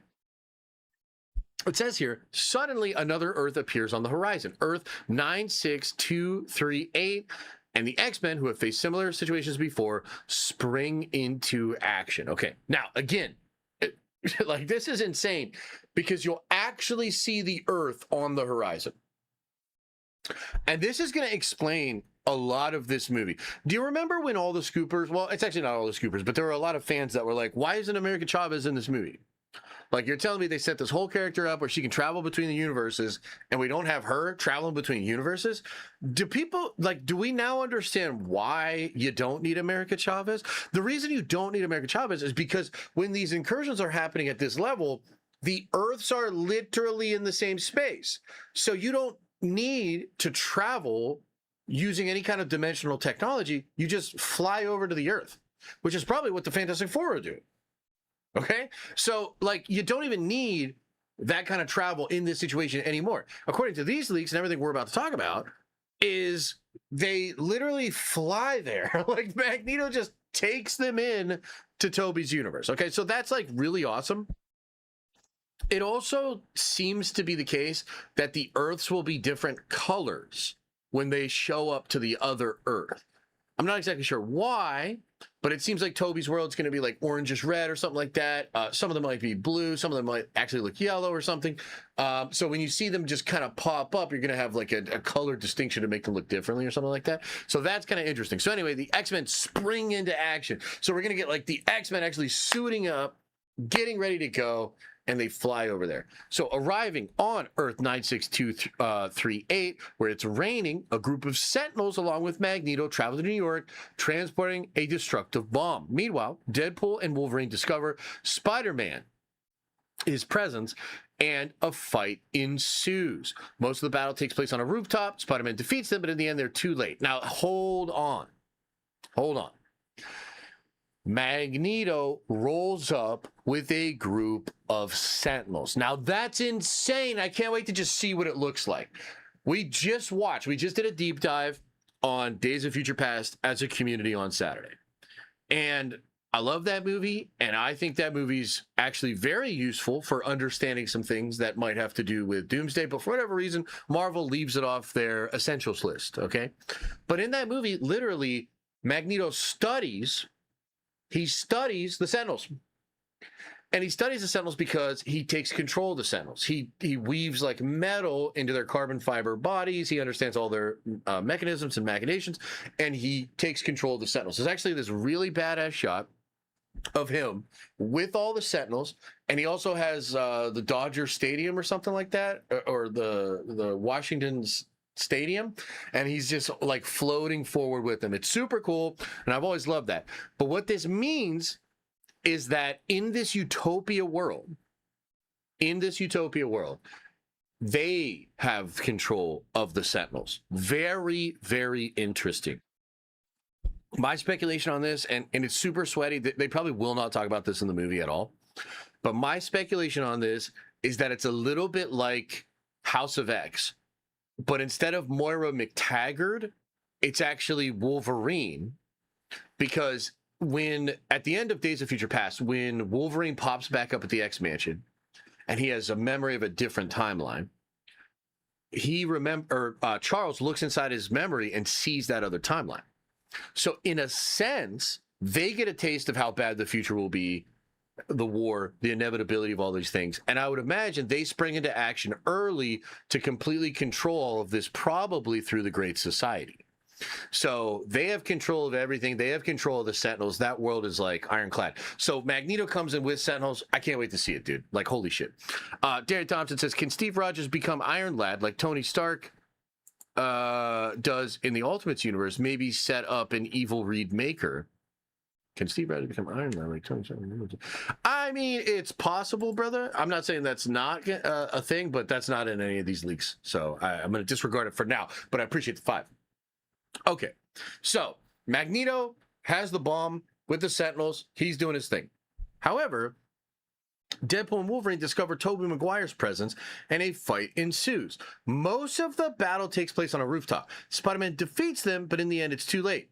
Magneto and the Guardians have already destroyed New York and New Jersey. Now, this is like insane. So I do have a bit of trouble here understanding exactly what's going on, because if Magneto just has the bomb, I don't understand what the device is that Hugh Jackman Wolverine has. So I think it could be the case that the bomb is not just a one thing, that maybe they need something to plug in to the Earth or to certain parts of the world or something. I'm not really sure, but there has to be more to it than this, right? Because otherwise, I don't understand how Spider-Man's really interfering with anything, and I don't understand what happens next when Magneto shows up and takes back a thing or whatever. But regardless, it looks like the Magneto and the Sentinels will arrive. Spider-Man's going to show up. And it's probably the case that Deadpool and Wolverine distract Spider-Man fighting on the rooftop while Magneto and the Sentinels then go destroy New Jersey and destroy New York City. And will this be the Sentinels doing some shit? For sure. But it's probably also Magneto doing some crazy shit, right? It's probably Magneto either, you know, using his magnetic force to cause some kind of crazy tsunami flood kind of thing, which happens in Cataclysm when he reverses the poles of the planet and it causes all this crazy shit to happen, right?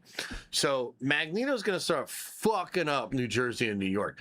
And I'm telling you, I think it's going to be insane to witness. Like a Toby Emmerich style disaster movie thing with New York and New Jersey being destroyed. This also makes sense as to why Ian McKellen said that he just destroyed New Jersey the other day. Right. So that, yeah, exactly. That kind of tracks, right? We're on the same page here. Very interesting stuff. Anakin Stark says, Josh, brand new day has brought me back to the Marvel hype. Doomsday tickets bought. Girlfriend and I are watching the MCU X-Men movies to prepare. Good content lately, my guy. Well, thanks so much, man. And also, Anakin, are you the guy that I met at the meetup all those years ago? And was that your girlfriend? Am I remembering you and your girlfriend? Is that the same girlfriend? Either way, good to see you, brother. And I'm glad that you're back on the hype train. Don't mind me while I spoil this whole fucking movie now. So, insane, okay? But this part's where it really gets me. Spider-Man remains on his knees, contemplating the destruction. Like, dude, can you imagine? Like, Toby's there, he's just on his knees, and he's just seeing all of New Jersey and New York being destroyed in front of him. Like, that's going to be devastating. Oh, that is you guys. Well, congratulations, man. Congratulations. Hope you're doing well. Hope you're doing well. I think you were, like, going to college at the time, weren't you? You're about to go to school, something, if I remember correctly. Okay, so Spider-Man's on his knees, contemplating the destruction. Wolverine tries to explain why this is happening, but Magneto finds them and steals the device to activate the bomb. Okay, so that kind of explains what I was asking before, right? Because the reason I was curious is that in the set photos, Wolverine has some kind of object, right? So Wolverine has some kind of object. It looks like it's the device to activate the bomb, which I'm not even sure why they would separate the two. But regardless, they've got the bomb. Magneto's going to set it up somewhere, and they're going to need the contraption. Now, this whole part with Wolverine trying to explain it to Toby, like, I can't wait to see the emotionality of this scene. Like, I think, like, and Toby's a great actor. I think he's going to be devastated. He's going to be freaking out. His entire family, everybody he knows in the city he's tried to protect his entire life is just gone. New Jersey's gone. He's just there. And the idea that Wolverine is trying to explain to him and maybe even console him is interesting. Now, I said this in the video I dropped earlier as well. There's major rumors that Deadpool and Wolverine, and maybe even others, are working with the X-Men because they have to. They don't come from that universe. They're there helping the mutants for some reason. Like, maybe they were, maybe they have blackmail on them. Maybe they're like, yo, if you don't do this, we'll kill these other people that we have, and then everybody will be gone. Maybe they're like, hey, if you help us, we'll create a thing and you can have versions of the people you love here or something like that. I'm not really sure. But I love this wrinkle. Like, this little wrinkle here is so interesting with Wolverine trying to explain to Spider-Man what is happening. And then this thing where it says, but Magneto finds them and steals the device to activate the bomb. Spider-Man tries to attack Magneto, but is defeated. Wolverine tries to save him, but it's too late to escape. Now, that brings a whole new element. When we originally heard this, we heard it said that Wolverine would basically kill Toby. That's essentially what it was. Although it was never clearly stated, it felt like that's what it was. right? But in this scenario, it says he tries to save him. So basically, like, they're fighting, okay? And Magneto and the Sentinels are destroying stuff. Toby is going to be, he's going to take out Deadpool and Wolverine. From what I understand, he beats them, but then New York and New Jersey get destroyed, and Toby's like self-defeated. Like, he's like so shocked that he just hits his knees. Wolverine then probably like strips off some of the stuff and is like, yo, this happened in my world. And yeah, it's insane. And if you come with me, maybe we can bring him back or something like that. Okay. And then Magneto shows up and takes the arming thing to blow up the world. Toby's then going to try to attack Magneto, but get, beat by Magneto. Magneto probably wrap him up with some metal, throw him off a building into the fire. Wolverine is then going to try to save Toby, which is, again, like, so interesting. That's such an interesting wrinkle to the way we thought this scene was going to go. And so then the context of Toby and Wolverine popping back up again on Secret Wars, potentially popping up into the last part of this movie, but we know for sure they're going to pop up on Secret Wars. Now that actually has a little bit of a different flavor, because if Wolverine was really remorseful, if Wolverine was maybe going to turn on Magneto, if Wolverine was really trying to save Toby, then all of a sudden their relationship is off to a much better start once they arrive on Secret Wars together, which I think would be pretty fucking great. I mean, we as fans have wanted Toby and Wolverine together forever. I think it's so awesome that those two will get this set up in this movie and then also carry that into through to Secret Wars. So, holy shit. That is pretty insane. So, from Charles's window, Raimi's Earth explode, and Magneto and Deadpool return through the portal, leaving Wolverine behind. Now, when I first read this, I was like, what portal are they talking about? But he's talking about the portal that opens up as the Earths collide. So basically, as these two Earths collide, there's this portal and there's a shared space that they have. That's how they're able to travel multiverse to multiverse. That's why you don't need Chavez. That's why you don't need interdimensional ships, really. And that's why you don't really need dream walking or anything like that. They can literally just go into these other worlds, right? So, Deadpool and Magneto return, probably with some Sentinels, but Wolverine is left behind. This is just so interesting. It makes you realize just how crazy things are. It's the perfect way to set the movie up. It's the perfect way to show how ruthless the X-Men are, how high stakes everything is. They're willing to just let that Wolverine go. It's just like, it's just wild, man. So I absolutely love this as an intro. And I also think, dude, it's going to be crazy for kids. Like, seriously, how are kids going to respond to this? Like, that is pretty freaking wild, no? Okay, so then we're going to shift into Tony Stark's funeral.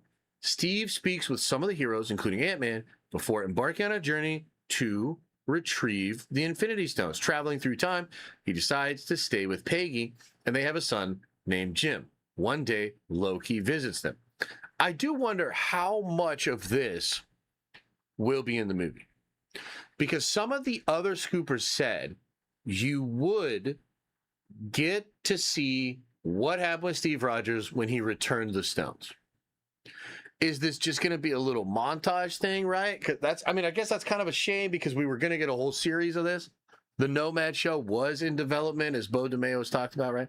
So we were maybe going to get a whole show of this, and now we're just going to get a little bit of a montage here. But I do hope we get some of it. You know what I mean? Like, I do hope we get some of it. I hope maybe we get a little conversation between him and the Red Skull.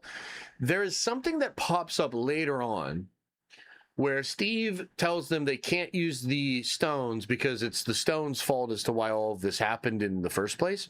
So I wonder if there'll be anything where he doesn't put them exactly back correctly, if there are some gaps or some dark things that are created. But we eventually get to this point where he gets with Peggy and decides to have a son named Jim.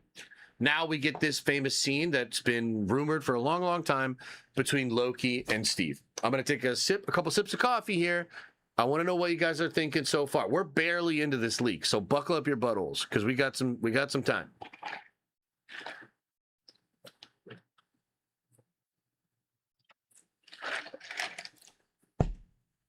Thanos was flinging Cap, Tony, and Thor in Endgame easy, and Doom is more powerful than that? Yeah, way more powerful than that. Yeah. Disney loves childhood trauma. I mean, I guess so. Yeah. Where is the Wolverine of the X-Men Utopia universe? Yeah, I think he's probably dead, dude. Like, that's another one that's interesting, is where are some of these other X-Men? Because there's no Jean, there's no Storm, there's no Wolverine, right? So what's that about? Why is it possible that they died in one of the countless incursions?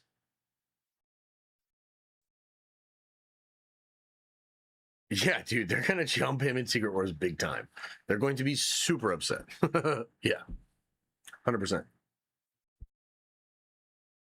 Man, where does Ghost Rider fit into all of this? Oh, it's pretty, like, I'll tell you more about the Ghost Rider stuff, but it's actually one of the useful things they're doing with Deadpool. Deadpool's the perfect person to be fooling with these multiversal Avengers, including Ghost Rider.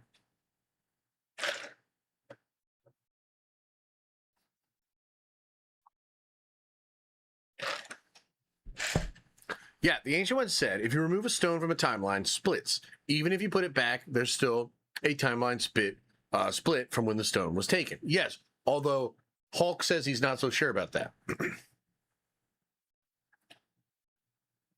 Where does Tom Holland's Spider-Man fit into this? He was in the leaks. Yes, that'll come way later. That's in the third act. I guess we better get going here. So, the Loki scene. Upon Steve seeing Loki, he suspects something is wrong and he thinks he's going to attack them. However, Loki calms him down and explains that this isn't the same Loki he fought against in the past, but a different, godlike version who now controls the timelines of the multiverse. Man, I told you guys. So many people were confused by this part. I said it had to be right before he stepped onto the throne. It absolutely had to be when he had the godlike power, when he could time slip and move all over the timelines. It's the only way this makes sense. And the reason it makes sense is because he's time slipping to a time when the TVA was still pruning universes.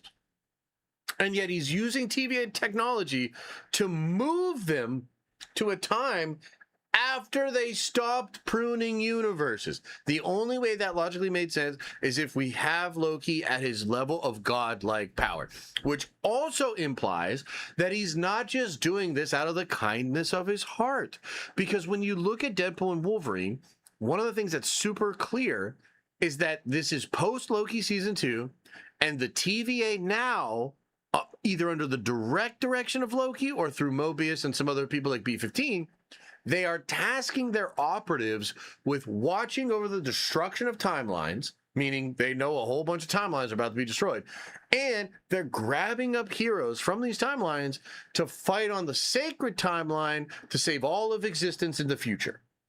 So essentially, that explains multiversal Avengers. Right? So this idea that Loki's just moving Steve around for like the convenience of the plot or whatever was never true. I tried to explain this from day one. This scene is way more than that. And I can't wait to see what the dialogue is here, because this Loki has to have an idea. You know what this Loki is? This Loki is like Doctor Strange after Doctor Strange looked ahead and saw 14,605 different variations of Endgame or Infinity War. Like, he has seen all these probable outcomes. He sees where time ends, essentially. And he's trying to give the timeline the best possible chance to survive. And in that sense, I think he is saving Steve Rogers because he knows Steve Rogers is so damn important to what that outcome will eventually be. Okay? He warns them about the existence of the TVA, explaining that their presence in this era is causing an incursion and that they will soon destroy his timeline because Steve should never have stayed here or had a child. Now, this is something else that's really interesting. The child element is interesting, and I wonder if there'll be more about this in the movie in the dialogue. But Steve was never supposed to have this kid, according to like the cosmology of what's going on here, right? Which is kind of interesting because that might mean that the kid is this anomaly, a nexus or something like that, which would mean there's maybe power in the potential sacrifice that might happen from this kid. So, but we'll save that for later on, okay? To save them and prevent the collapse, Loki offers them a way out, transporting them to another place where they won't invade or they won't cause an incursion to a universe where they don't exist and where they can live in peace, the Fantastic Four's universe. Before leaving, Loki gives Steve a special card so that he can contact him. Steve and his family accept the offer and have been living in the new universe for 10 years. And again, I think there's just so much more to the dialogue of that sequence. Why would Loki, if he's just moving Steve out of the kindness of his heart or whatever, why would he give Steve a card that allows him to contact him and travel to the TVA later on? I think Loki saw a lot of how this would go.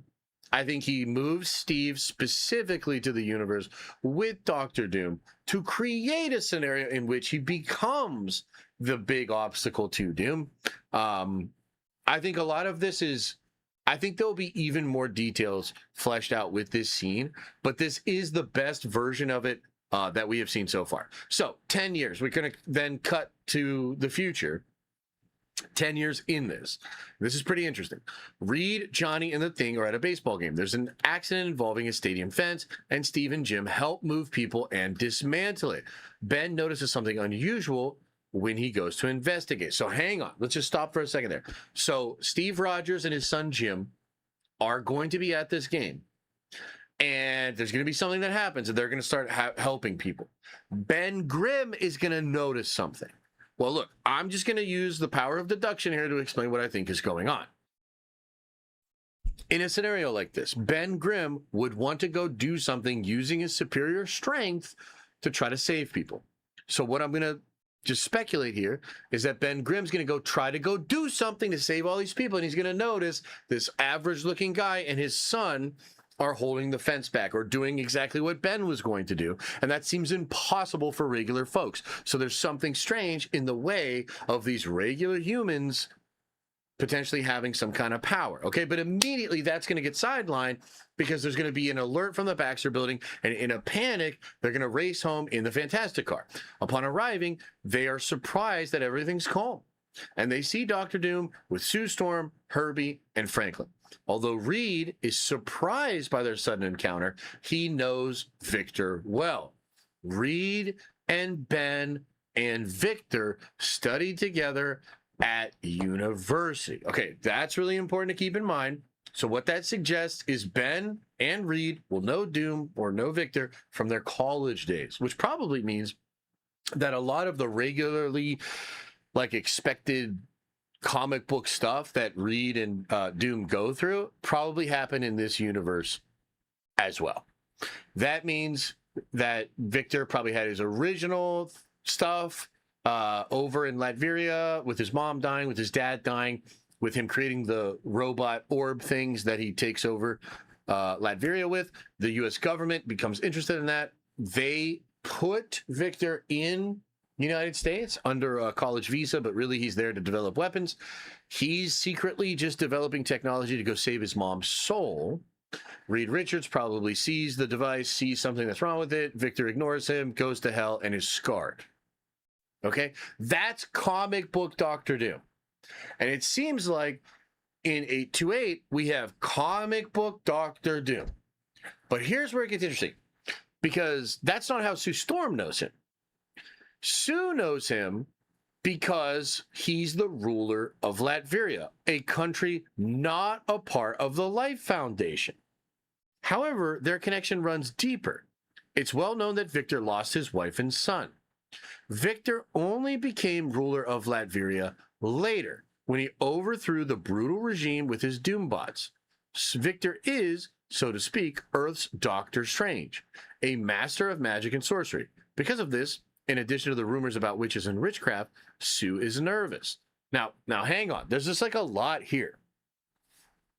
So if we were to place this in a timeline together, it seems like Ben and Reed know Victor first.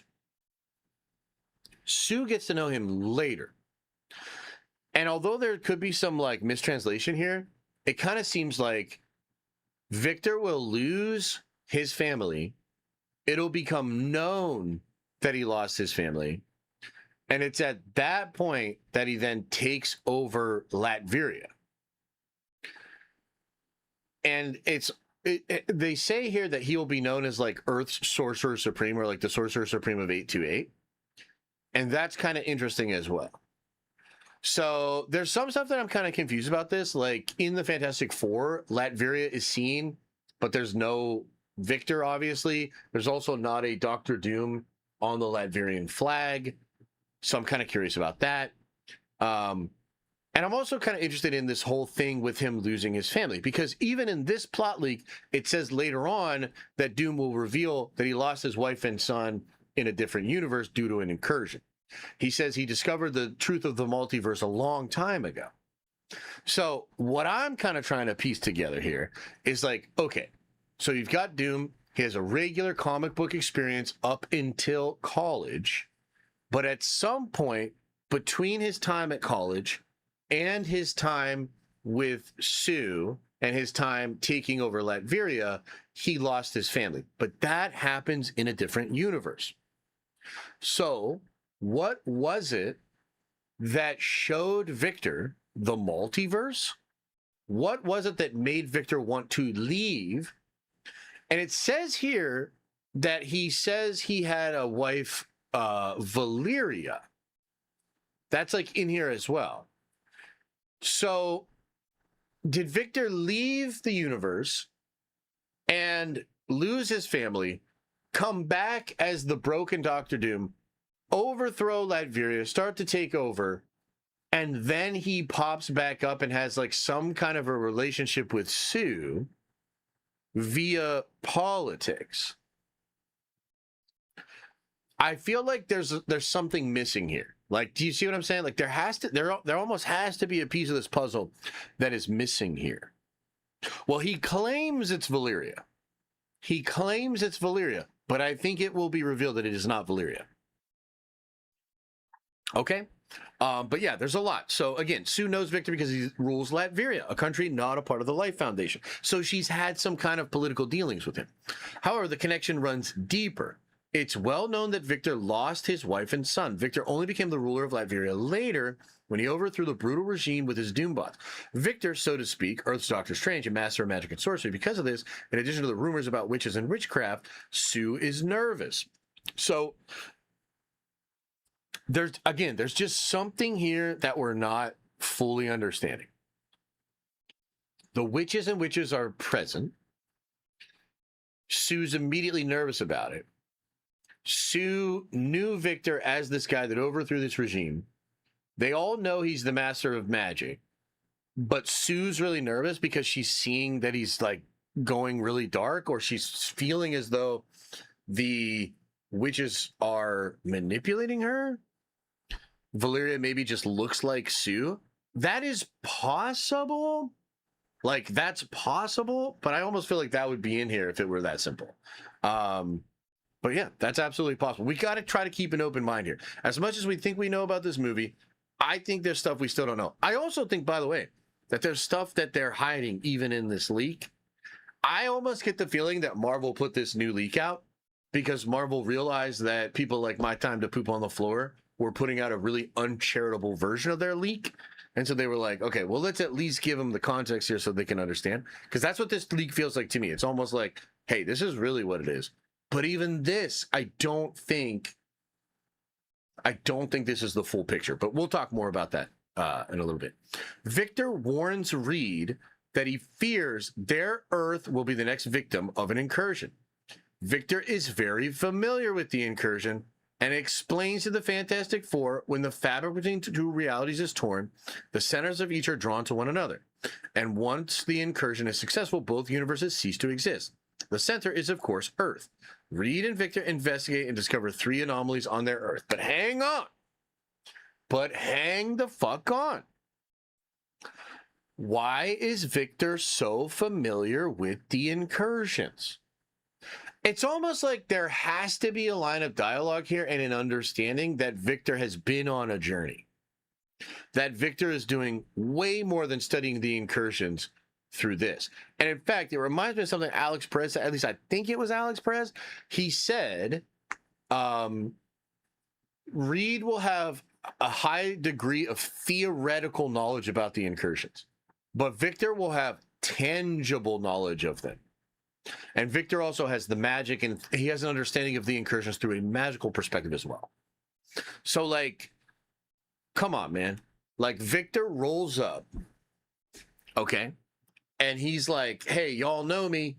These incursions are happening, and I think our Earth is going to be next.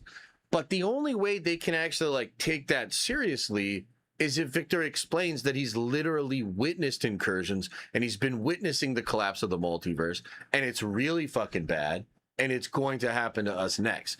And yes, I think Reed will have an understanding of this as well, maybe through some kind of observation, maybe just through like calculations and predictions, or maybe he's got the bridge and he's seeing this happen in other realities as well. But again, like, there's just so much here that I think is not fully fleshed out even in this leak, right? Because, like, how are they going to just believe Victor? There has to be something else that's going on. Now, from this, though, Victor will say that when somebody's on an Earth that doesn't belong, that's what's going to cause incursions. And from there, they develop technology to try to find if there are any people on that Earth that don't belong. But even that comes with a really interesting question. How does Victor know that? Why does Victor know that? And is there anything to do with Monica being in that X-Men universe that will eventually lead to this? Right? So, yeah, just really interesting stuff. But they will create that device that will find the anomalies, the 3 anomalies on their Earth. And it's Steve and his family. Steve has a beard and long hair. James is about 10 or 11 years old. Victor and Reed encounter these anomalies, but are surprised to discover that they are simply a happy family. So maybe it's going to be Victor thinking that some beings from another world, maybe even that X-Men universe, are probably here to cause an incursion, and they might already be here to destabilize us. So they roll up ready for a fight. But then they're surprised that it's just a regular ass family, okay? We see that Steve and his family grew up together on this Earth. And Steve has a beard. They're a happy family. Steve confesses to them being from a different universe and explains how he ended up there. Now, here's the thing. What will Steve say? I was moved here by Loki, a variant that I fought before that was a guy that said, like, you know what I'm saying? Whatever this is, it's going to be really interesting. There's a part in this league where Scott Lang will mention Kang, and they make mention of how Doom is going to give him like this really curious look. Doom's going to be like, what did you just fucking say? Or something like that, okay? Would that not be the same thing with Loki? Does Doom not at this point already understand that he needs to get to Loki? And with that in mind, doesn't it feel like Victor's pulling some strings here that are not obvious? Right? Because they're going to roll up after creating the tech to find the anomalies. They find Steve, and he confesses, explaining how he was moved by Loki. Something else I don't understand is why don't they like go visit Loki right then and there? If Steve has the card and they have access to the TVA and they can like go there, is that something he doesn't share with them? Does Loki tell him not to share that with anybody, but maybe his own brother? Like, do you see what I'm saying? There's some other stuff here that's missing. Like, how will this work exactly? Okay? I'm not sure. But there's like a lot here that I think we're missing. So Steve confesses. They warn Steve about what is happening in the multiverse. It says here that inspired by the Fantastic Four and their exploits in the forest. That probably means the Fantastic Four first steps, inspired by what the Fantastic Four have been just doing in general. Because otherwise, I don't understand this forest business, right? So Steve agrees. He's like, yes, we'll go with you. Okay, so then we cut to Thor and his adopted daughter, Love, traveling through space together. However, Love is now plagued by nightmares of the incursions. Now, let's just stop for a second here. What does that mean, nightmares of the incursions? is she having a nightmare of Toby and Toby's world getting destroyed? Are we going to see another shot of that and she's witnessing it? Or is she witnessing some other Earth that's being destroyed? There's a really interesting way that they could splice in some shots of other incursions, some shots of like a Nicolas Cage Ghost Rider universe being destroyed, or things of that nature. Okay. But a lot of us thought this was probably what they were going to do with her. It's similar to what they do with Captain Universe in the Hickman Time Runs Out event, which I really, really like. But Love will essentially be plagued with all of these dreams of the incursion of the multiverse being destroyed, and she's really sick. That will cause Thor to travel back to Earth to New Asgard. It says here that when Valkyrie and Asgardian doctors are examining the young girl who are dying due to the collapse of the multiverse, Valkyrie receives a call from the Avengers informing her of the ship's arrival on Earth. That's the Fantastic Four ship, which we're going to see arriving in the Thunderbolts post-credit scene. And also, this anomaly in space has already caused some crazy shit to start happening with Namor. Okay, but we'll get there. So, Valkyrie gets that call. Thor leaves Love with the new Asgardian people and flies into the Fantastic Four ship. This will be the scene that we see in the trailers. Sam Wilson's Avengers are also notified. Thor boards the Excelsior, and he's shocked to see Steve. Thor doesn't even believe it's him until he picks up Mjolnir. Thor and Steve embrace, and the Excelsior is forced to dock at the new Avengers Tower. As soon as they board, Sam's team arrives and immediately argues with Bucky about which team should take command. Scott Lang spends some time with Ghost because they have history together. Steve gets off the Excelsior, and almost everyone is surprised to see him. Steve has a pleasant reunion with Sam, Scott, and Bucky. He also shares a touching moment with Yelena as they discuss Natasha. So Steve's going to come in. We're going to have big feels with Steve. And then the plan's going to start to be explained. Sam and Steve make plan to travel to Wakanda.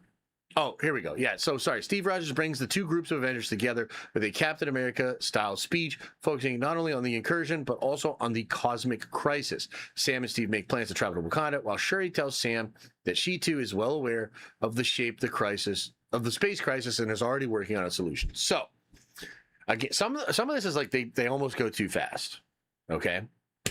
But this is where I think we're actually going to depart from this leak a little bit. I think Steve's speech will be useful in getting the two Avengers groups to come together. I think he'll probably talk about how his greatest regret is probably having the fracture that he had with Tony, allowing the Avengers to disassemble, which then made it so Thanos couldn't be stopped. And he's basically probably going to tell them that we can't repeat that same mistake. I'm asking you guys to put aside your differences and work together. The Avengers need to be together to save this world. Okay? But this is also potentially an opportunity where Doom will reveal that he looks like Tony Stark. Now, this is not in any of the leaks, and there are people out there suggesting that this will not be in any of these movies, okay? But here's what I can't figure out. Why do the same Russian hackers that found this plot leak, why do they also have various different shots where Doctor Doom is taking his mask off and revealing that he looks exactly like Tony Stark?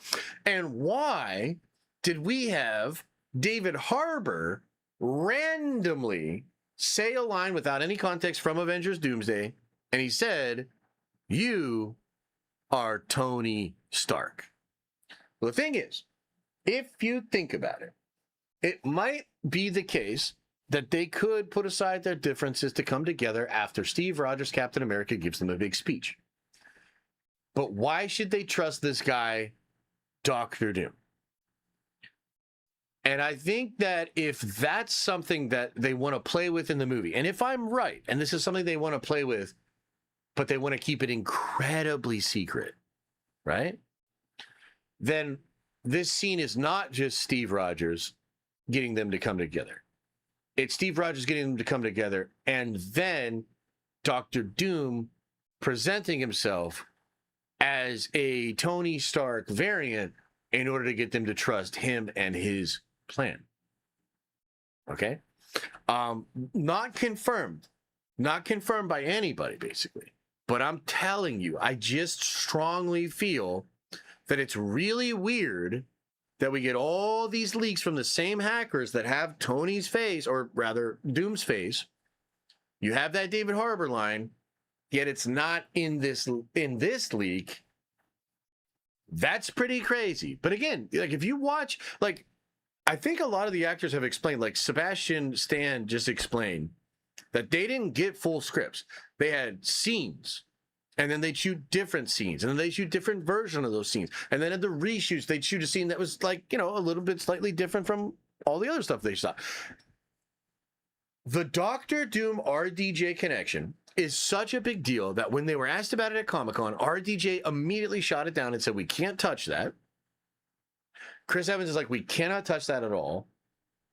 I'm telling you guys, I feel very strongly that there's more to it. The explanation for it not being in this leak, it was not in any script. It was something they shot that they're going to stitch together with the reshoot stuff, and it'll be absolutely shocking, at least to the people that don't believe me. So anyway, just wanted to touch on that. Now, we do also have Sam and Steve traveling together to Wakanda. Shuri tells Sam that she's already working on a solution. Steve is shocked to learn of T'Challa's death. I'm actually pretty interested in what that'll all be like.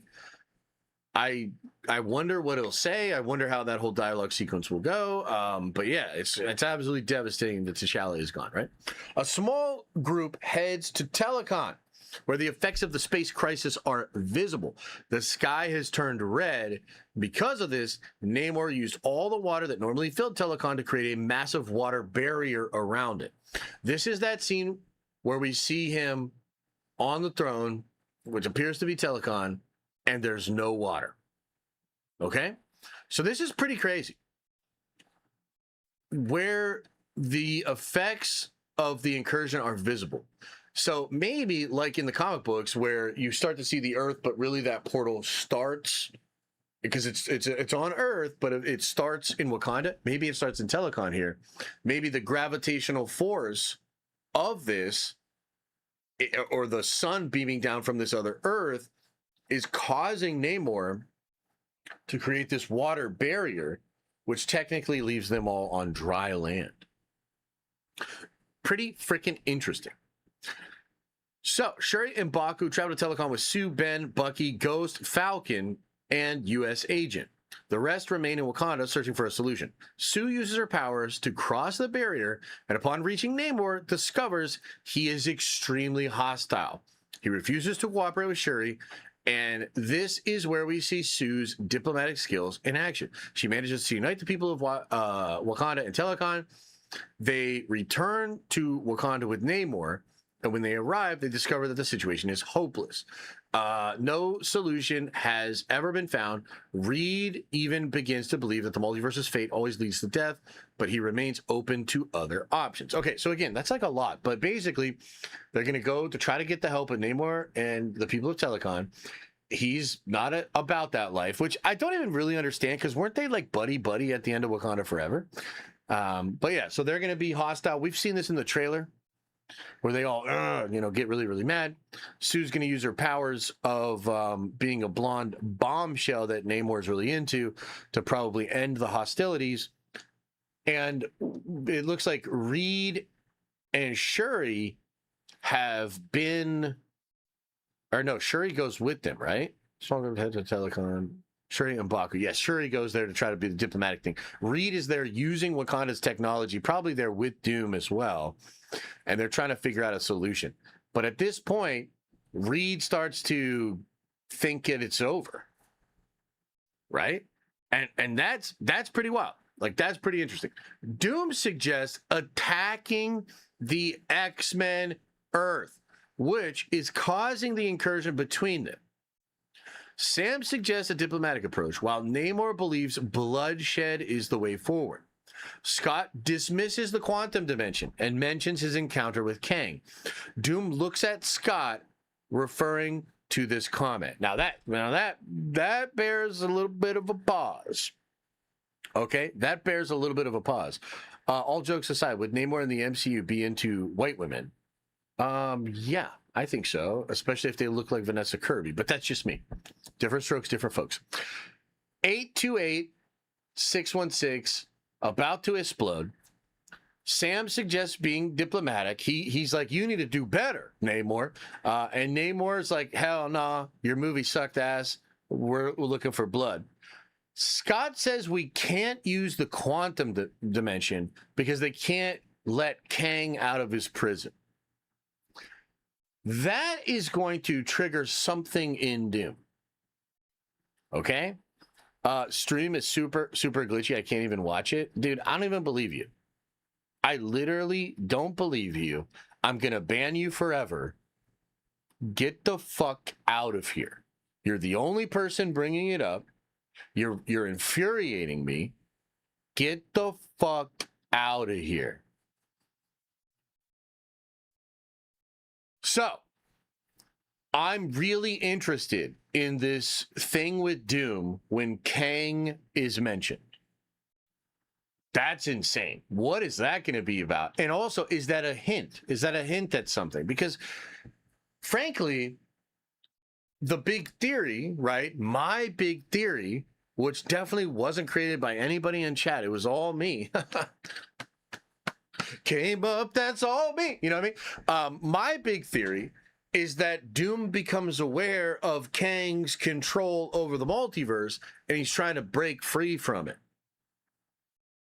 So is it not pretty interesting that they're going over options, and Scott brings up the fact that they cannot go into the quantum realm because of Kang? And then Doom's like, bitch, what'd you say? Come on, man. Is that not an incredibly large hint at what might actually be going on in this movie? Because otherwise, why would Doom look at Scott at all when he said that? Like, consider the story Victor is trying to sell us on. Why would he have any reaction in any way at all to Kang? Does anybody have a good answer for that? Think about that. Why would he have any reaction to that at all in any way? And while you're thinking about that, I'm going to slam more coffee, and I'm going to go get another iced coffee. That's right, another 32 ounces are going down the fucking hatch.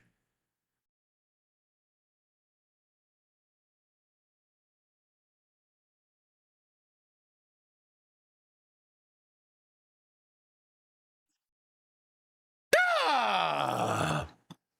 Oh, Alexander says it's just a nod to the audience. Hey, Kevin Feige, get off your sock puppet account. You've got a whole fucking studio to be running. Get out of my stream. Just because I figured this shit out way before anybody else, and it definitely wasn't my fucking chat at all, doesn't mean you get to come in here and try to throw us off the set. It's over, Hat Man.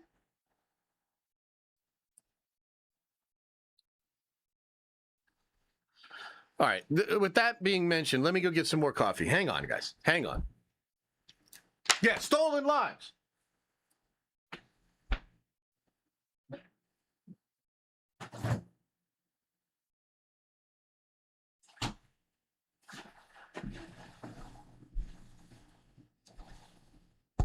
I'm sorry, Kevin. I didn't mean to hurt you. I didn't mean to make you cry, but today was spoiling your doomsday. I'm sorry, Kevin. I didn't mean to hurt you. I didn't mean to make you cry, but today was spoiling your doomsday.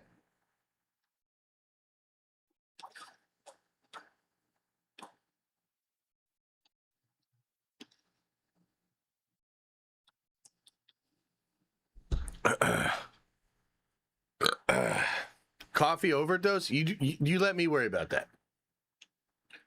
Okay? You let me worry about that. You worry about answering these questions. Why would he give any reaction in any way whatsoever to Kang being mentioned? Anybody? Bueller? Anybody?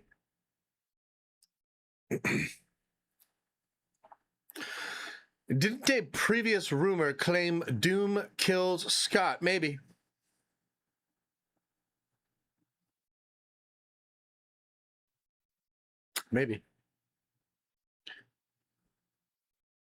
Yeah, it's a clue, man. It's a super big clue, and I'm glad it's in this plot leak. I really think it will have to do with the end of the movie, and yet it's not really mentioned.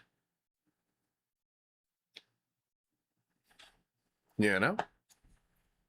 Okay, but let's keep going. Doom looks at Scott, referring to this comment. Steve rejects the Infinity Stones, swearing they are the reason for the current predicament.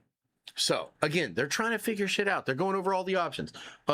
Quantum Realm. Nah, can't do it because of Kang. And Dr. Doom's like, the fuck? Steve says, no, we can't do the Infinity Stones. They're the reason we're in this predicament. Reed jokes that Galactus would be useful in this situation, but nobody knows where he is. This joke gives Reed an idea.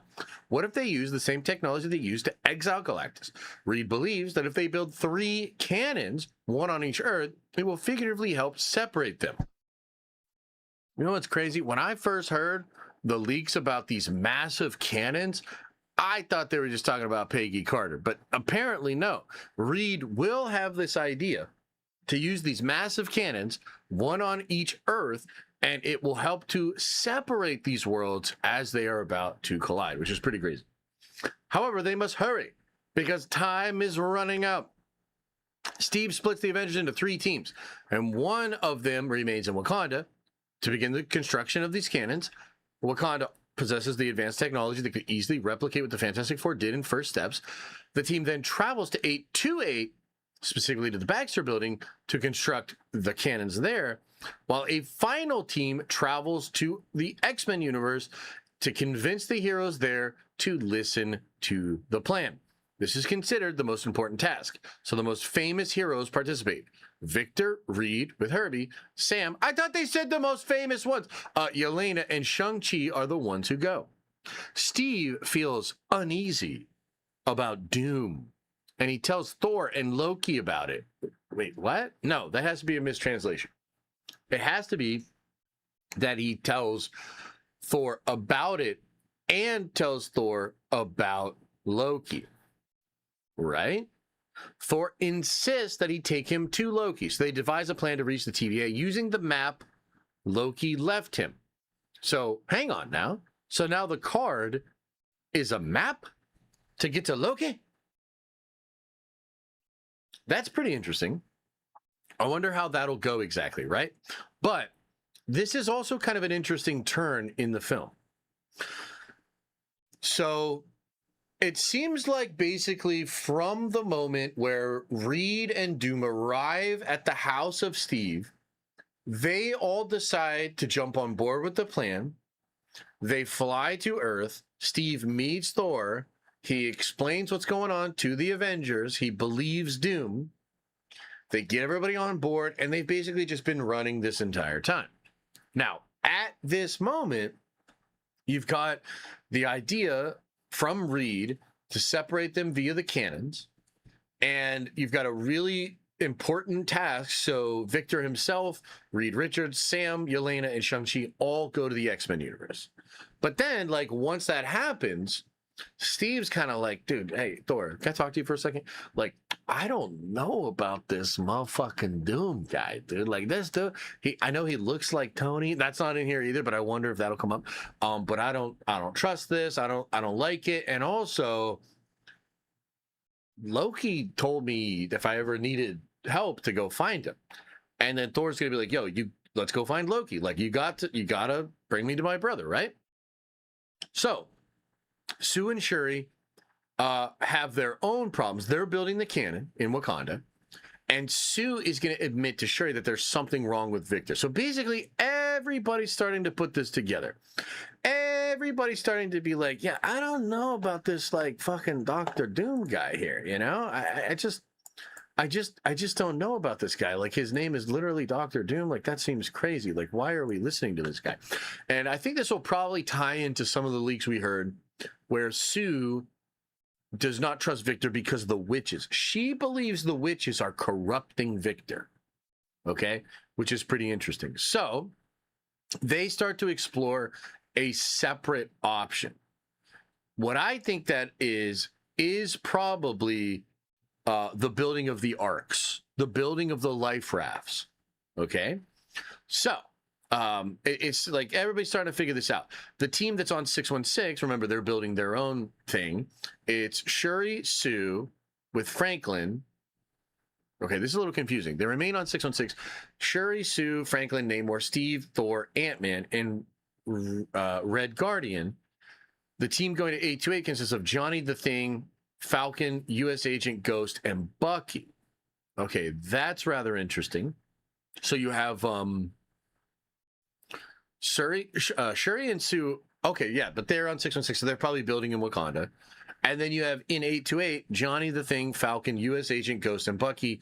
They're building the stuff there. After traveling on the Excelsior, Reed, accompanied by Herbie, Sam Wilson, Yelena, and Shang-Chi, Doctor Doom and the Quinjet bound for Earth 1005. Now, listen. We've actually seen this scene leaked a little bit, and it seems like they're going to be flying towards the X-Mansion, and Victor is going to say he's impatient and basically teleport out, fly to the mansion himself. He's going to land, and he's going to take the brunt of the X-Men's attack. So, boom, they show up. They are captured by a group of Guardians, but I think that's Sentinels. Doom remains outside for cover while the rest of the team stealthily enters. So, basically, Doom's going to go there, be a distraction, fight against probably the Sentinels and against Magneto. Okay, because again, Magneto's controlling the Sentinels. So the rest of the team goes in. It says here the X-Men team has become incredibly hostile, and they don't trust any of the heroes in the Fantastic Four. They think they've come to destroy them. While they nervously wander in the halls, this would be the stealthy teams, Nightcrawler stalks them from the shadows. Upon reaching the danger room, they encounter Mystique.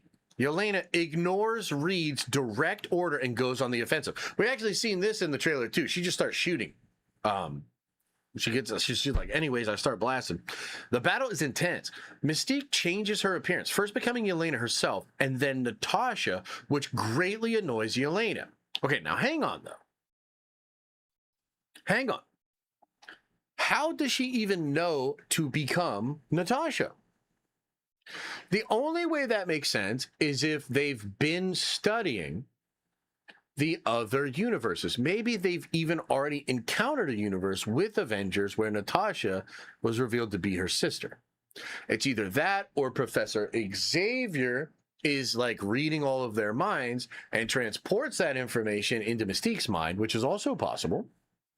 But I think this will probably be explained as this X-Men universe having survived countless incursions, and they've been destroying a whole bunch of universes, okay? Otherwise, I don't know how Mystique knows about Natasha. But there have been other leaks that continue to suggest that we would maybe even see in a montagey way, like that Gambit's Night dude. He was kind of teasing that it's probably the case that you'll get some kind of montage thing where the X-Men are explaining that they've been surviving incursions for the last 10 years or something, and they've killed countless other worlds. And this might be a way that you get your Halle Berry Storm, and this might be a way that you get your Femke Jean, because it would be sort of an easy way to have them in for just a couple of minutes, have them die to like a Nicolas Cage Ghost Rider or something like that, and you explain that they've lost many people, so they can't give up now, or something to that degree. So I think there's probably more to this as well, and I do think it's probably true that Mystique will turn into Natasha. So Natasha eventually does gain the advantage. Meanwhile, Shang-Chi fights Gambit in a flawless and evenly matched battle that ends in a draw. Reed tries to contain Deadpool in a chaotic fight that culminates in a comedic Deadpool 2-esque moment when Wade sits on Reed's swollen face. Son of a biscuit. Why you gotta do this? Get Deadpool out of here. Fucking hate Deadpool. Can't believe they're doing this. But whatever. At the same time, Cyclops attacks Sam Wilson and fires an optic blast so destructive it appears to kill him. Oh no! Not my Sam Wilson! Take my eyes, but not the Sam Wilson Captain America! Nah! Or we can just toast Sam right here and now. 2 big old optic blasts blowing his body apart. And he says, you need to do better, Cyclops, and then he dies. Oh no. Too bad. So sad. The entire battle is suddenly interrupted when Beast, the figure shown in the trailer descending from the stairs, appears. Realizing they pose no direct threat, Beast leads them to the medical bay, where they find Monica Rambeau. Monica is trapped on Earth 10005 following the events of the Marvels and is gravely ill from being in the wrong reality. Ooh, that's too bad. Beast explains to Reed that Monica's presence in this universe is accelerating the incursion of her Earth to a critical level. He also reveals that... Wait, what? What the hell? He reveals what? What the hell? What? Where's this missing chunk? He reveals what? What the hell is this? Field maintenance with Phil says, Josh, do you still think that Steve with Thor's is Hydra Cap? No, but he might become Hydra Cap. I don't know. It's hard to say. It's hard to say. What do you guys think of this, man?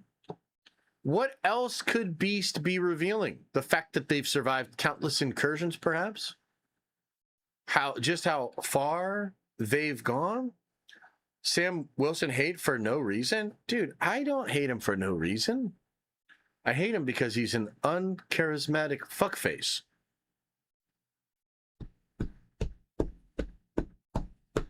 But this is a family show, so, you know, like, we're you know, it's all good. I'll keep it inside. I'll bury it deep down, and I'll never bring it up again.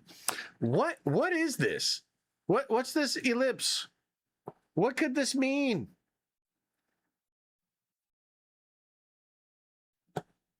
Josh, please read my question. What's your question? The Baba Yaga. Oh, that's way long ago. The Exorcist says, I already read that. Darian, where's your question, buddy? Is it a super chat? Is it a regular chat? Just ask the question again in the chat. No Hydra Cap, eh? Hydra Cap might be in this leak, actually, but I think a lot of people missed it. What's your question, Zan? Just ask it again.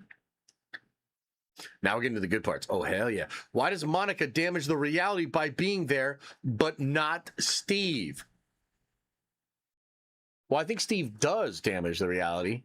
I think Steve is potentially the reason as to why Doom and that reality he was living in had an incursion, which will be revealed later on.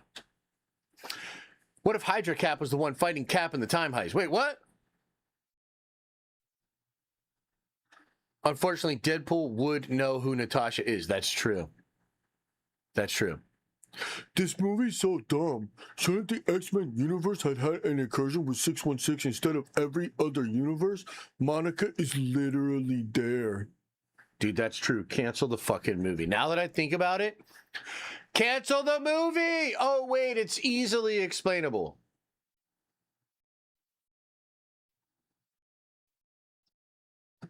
Shut your mouth when you're talking to me. The Marvels takes place after the first scene in the movie or something. Shut your mouth when you're talking to me. Crest says, I'm not sharpest tool in the shed, and this may have been covered. But how did Loki not know Steve being an 828 would cause an incursion? So what I would tell you is I think he might have known. I don't think it's as simple as he's trying to save Steve. I think he's trying to save the multiverse. And so therefore, saving Steve for this fight, which will decide the fate of everything, is probably what he's actually trying to do. How is it easily explainable? Number one, there are other beings from the X-Men universe that are out in other universes causing incursions even faster than the one with Monica. Number two, Monica pops up and is brought in front of Beast and Charles literally after all of these other incursions. How is that hard? That's two. Grandmaster Choda said he also revealed that Heather stole Femke G powers.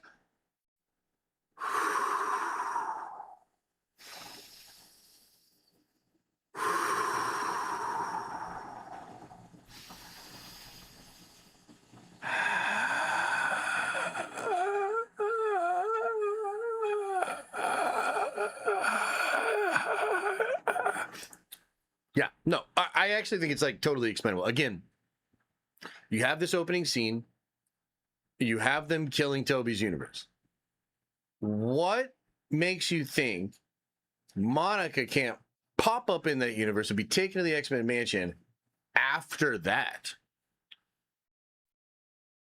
Like, that's just like the easiest way to explain it. Yeah, I don't know. I think that's a pretty easy way to explain. All right, let's keep going. Chat. Okay, so there's something missing here. Beast is explaining something. Maybe he's explaining the exact problem that What's-His-Butt has with the whole incursion thing. I don't know. Maybe he's explaining that they changed the plot of the movie so that there's no Brie Larson in this movie and it's Monica instead. And maybe that's what Jeff Snyder was referring to when there was a massive fight on set and there was a lot of drama between Tatiana and Brie Larson, and seemingly they cut some of the Brie Larson stuff out. Maybe what Jeff was actually referring to was Marvel acknowledging that Brie Larson sucks, Tatiana is better, and they're going to put her in that universe instead of Captain Marvel. I don't know. For real, why isn't Steve sick at all? He was in 828, right? Yeah, he was in 828. And I think there will be something about that that's explained. Is he positioned there because they knew there wouldn't be an incursion?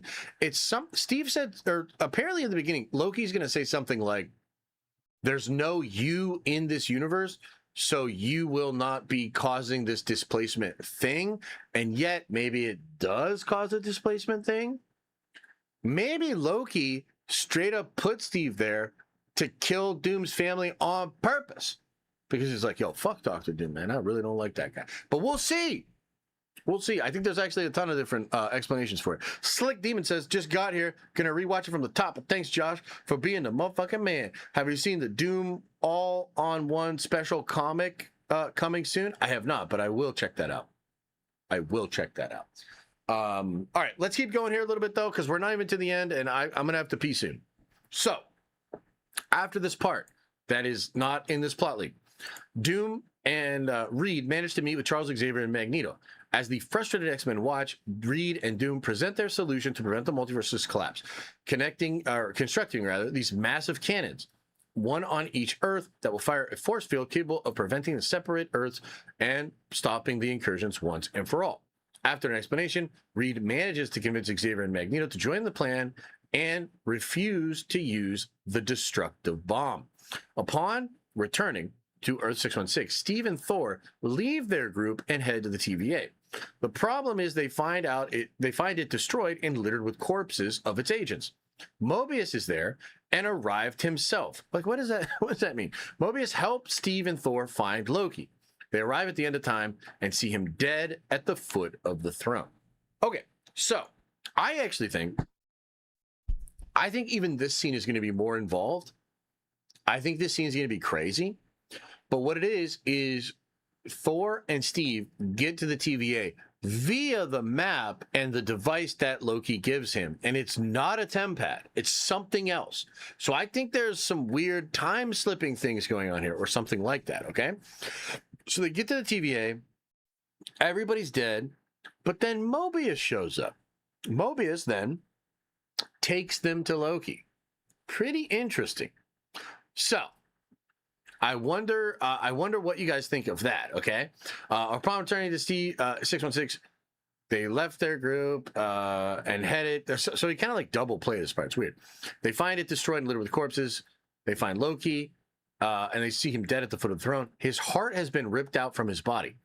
Now this part's really weird. The Watcher appears and tells Stephen Thor what happened, and Cause was a group of followers of Doom. Then he took Steve and Thor to Earth 10005 because everyone there was in danger. Okay, so yeah, so the Watcher. What the fuck? Like, out of nowhere, we're gonna get the Watcher here? I mean, I don't know. I don't know what to think about that. Like, we haven't really seen the Watchers to involve. I suppose if you need a Deus Ex Machina thing, maybe the Watcher getting involved could make sense. I mean, people are going to be mad, but I actually think this is the perfect spot for Kang. Like, I actually think this is a perfect spot for a variant of Kang. Yeah, I don't know. Is the Beyonder not involved in this at all? It doesn't seem so, no. Why doesn't Professor X read Doom's mind? Well, Dr. Doom is actually really good at hiding his mind from telepaths, and he doesn't even need a mask. Although his suit does seem to repel the ability for people to interact with his consciousness. Because when he puts his suit on, it stops Mephisto from being able to visit him in his dream state. So it could be the suit, but it's probably just his fortified mind. Like, there's a couple of different times in comics where telepaths try to read Doom's mind, and he's literally just so powerful that they can't.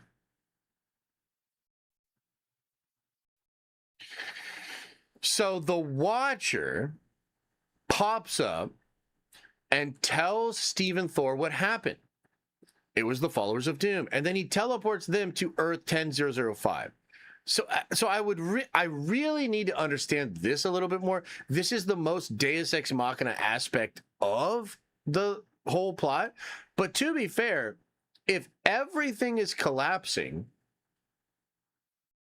I suppose something like this would happen. Like, the Watcher might actually, you know, bend on his rules. The Watcher would have the ability to teleport them, just like we saw in the What If show. The Watcher would have the ability to just take them into that universe.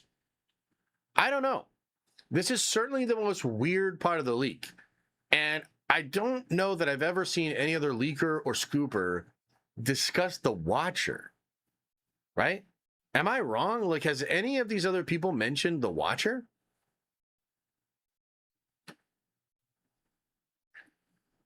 Yeah. Yeah, it could be just to make What If more important. That's fair. When does What If Infinity Watch Captain Carter show up? Never. She's gone. Don't you even bring it up again. Only in the Kang Dynasty leaks. Only in the Kang Dynasty leaks. Two of you are saying that.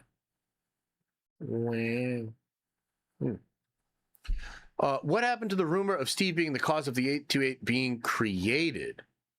He's not the cause of it being created unless it's connected to when he put all the stones back, right? That could be, but I've not ever really heard that like elaborated on. I suppose it could be, though. Okay, guys, I gotta go potty, okay? I'm gonna go on the potty like a big boy, okay?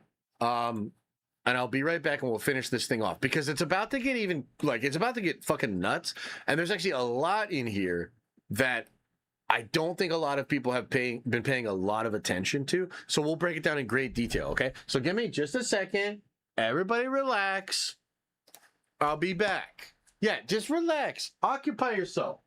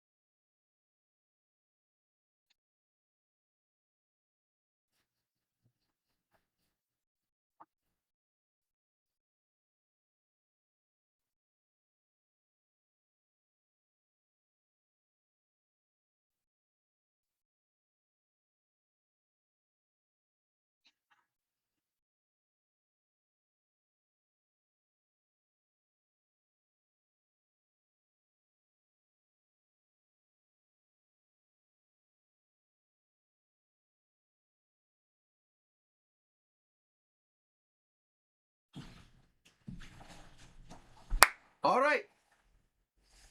All right. All right, buckle up your buttholes, because it's going to get nuts. So, Steve and Thor return to the X-Men Earth as the trailer shows Thor's arrival and the ensuing battle. So this is after he thinks that Doom killed Loki and ripped his heart out, so he's pretty fucking mad, okay? Reed is completely stunned and refuses to believe Victor did such a thing, meaning we went to the TVA, slaughtered everybody, stole Loki's heart. So like at this point, it's all kind of coming together. And they're going to be like, this is probably where he yells in his face, right? And he's like, did you do this, Victor? Did you fart? And Victor's like, he who smelled it dealt it, Reed. So it's going to be crazy. Sadly, it's true. Victor unleashes half a dozen Guardians against the Avengers and the X-Men. So that's the Sentinels. So, remember, probably the case that when Doom is fighting in front of the X-Mansion, for the first time, when they first go into the X-Men universe, he's fighting against Magneto, and he's fighting against the Sentinels, okay? And those Sentinels are all going to be destroyed, and they're just lingering throughout. So then everybody's in trouble, and they arrive, and they're all fighting against him, and this is where he's going to basically kick the shit out of everybody. He's going to resurrect all of the Sentinels and turn them against everybody. So, Doom fights all the event. Okay, so Deadpool leaves at this point, which is pretty crazy. Deadpool's just going to bail, and he's going to promise to go get proper reinforcements. Doom fights all the Avengers and easily defeats them. The mutants are also defeated. Magneto fights Doom, putting up a decent fight, but ends up severely wounded in the arm. Ultimately, Mystique, who saves Magneto's life, and Nightcrawler, who saves everyone from the Sentinel attacks and teleports them to safety, are killed by Doom. In a fight scene, the mutant Avengers are insufficient to defeat the Sentinels, and the Brotherhood arrives. The Scarlet Witch of this universe, along with Polaris, Quicksilver, and other mutants, easily destroy all of the Sentinels. Doom finds where the Scarlet Witch of this universe, and that's what he was looking for. Steve realizes this, tries to save Wanda from that universe, but Doom attacks, stuns him, and Wanda is kidnapped. Victor then uses the Ultimate Annihilator to destroy the X-Men world. The Avengers, the mutants, Reed, and Herbie escape by boarding the ship and traveling back to the Fantastic Four universe.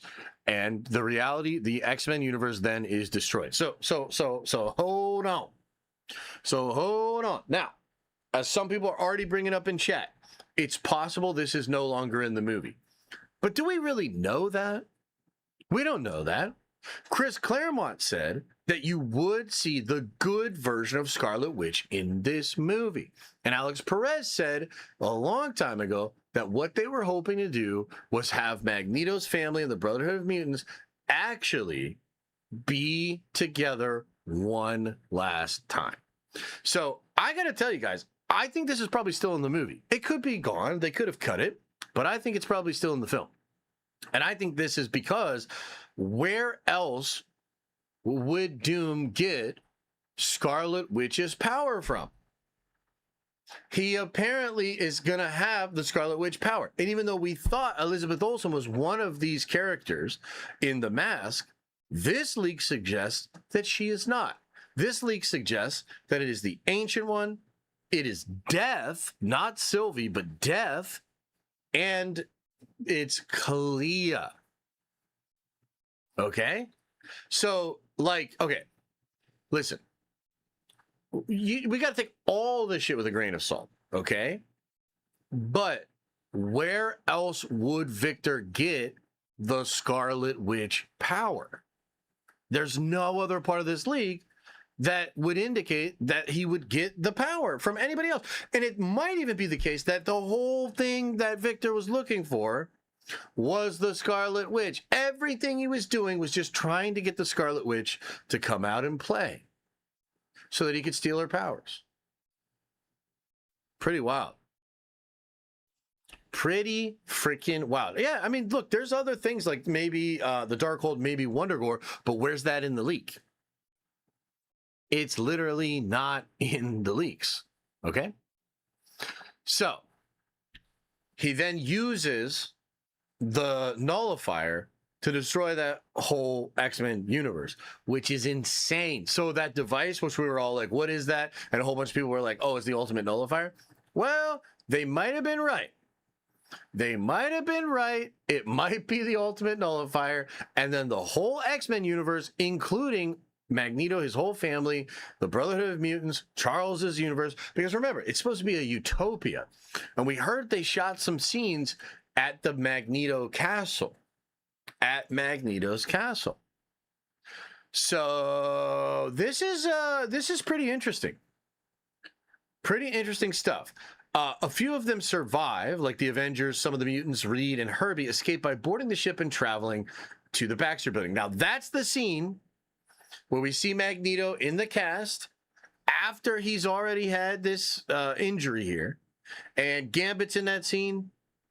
And they're talking about Victor. They're trying to figure out what to do next, right? So I think that actually tracks.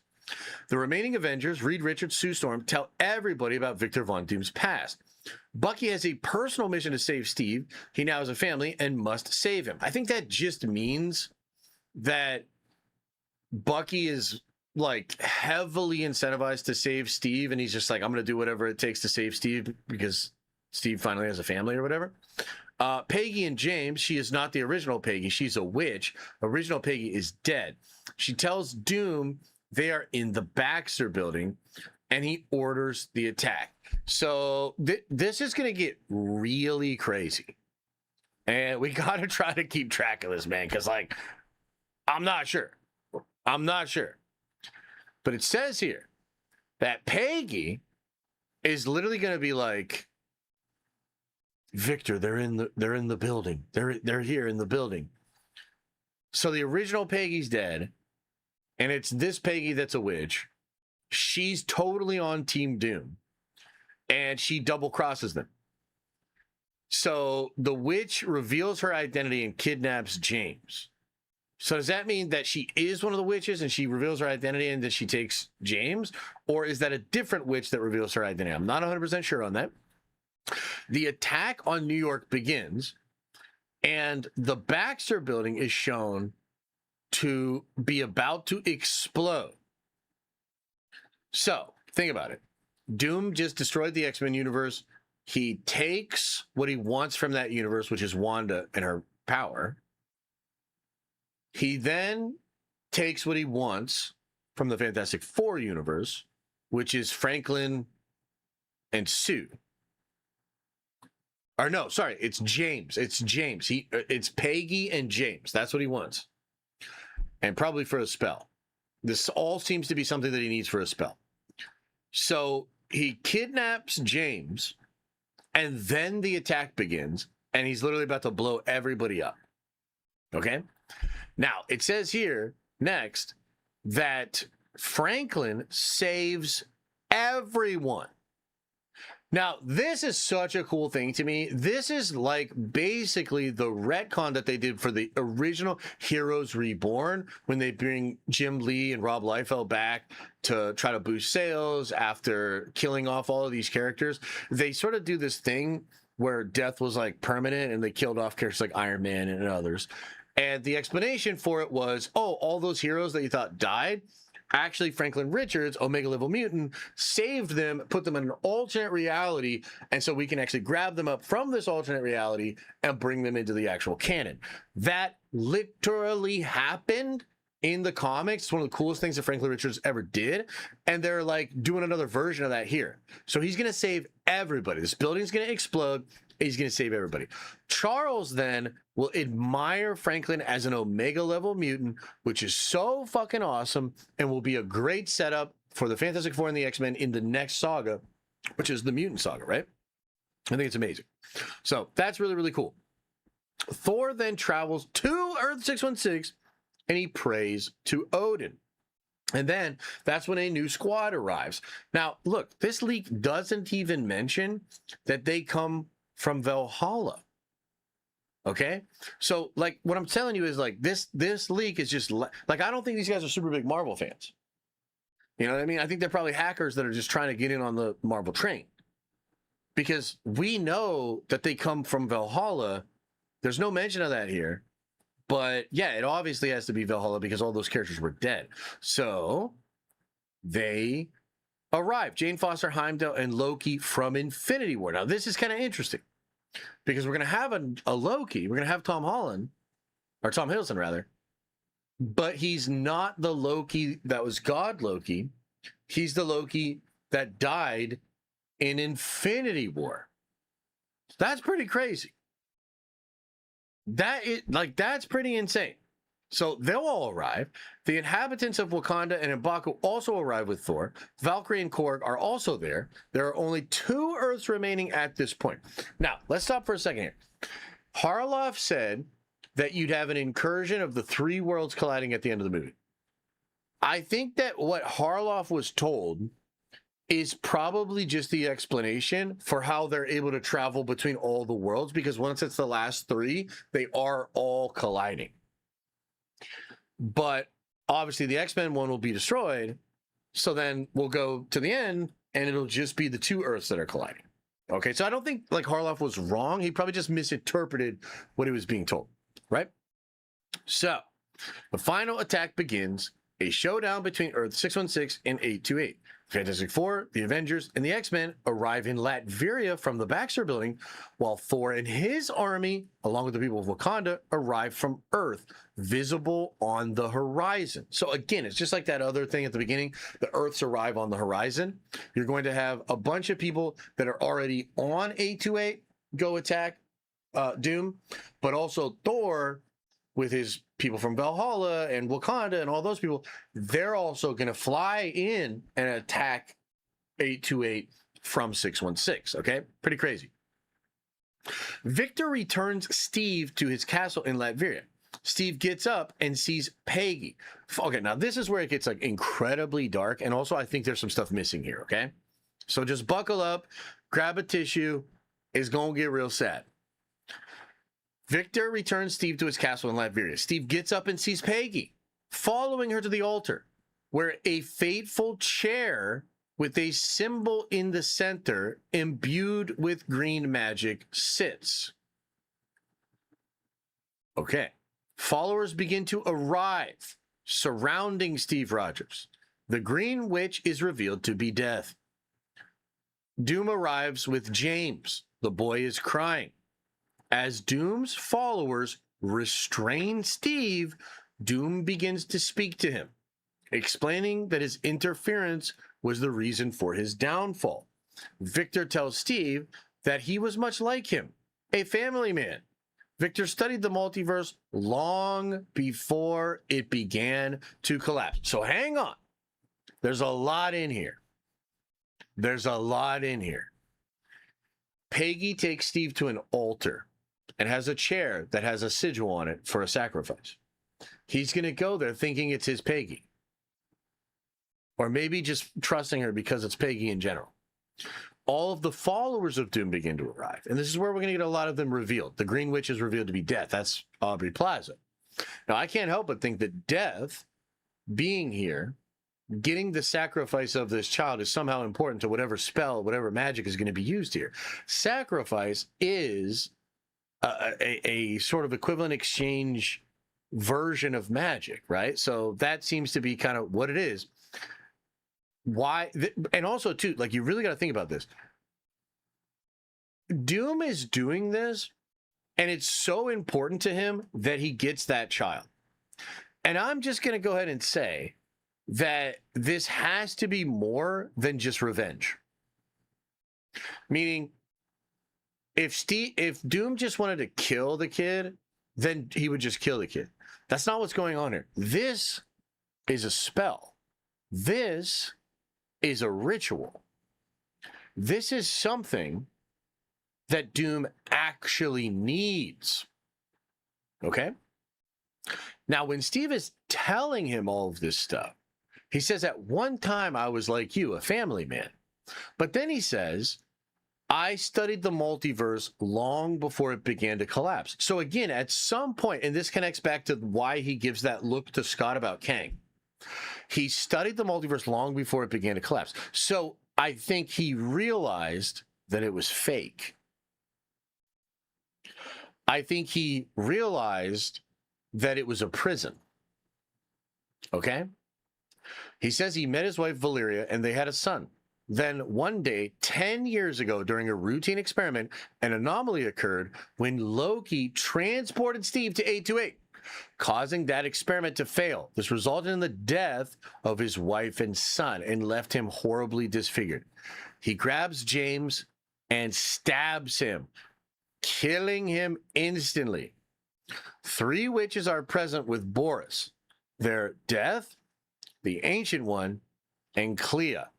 And Boris wears a 3-eyed helmet with armor. Doom personally ripped Loki's heart out from the chest. His heart is on display along with some books. So, yeah, this is incredibly dark.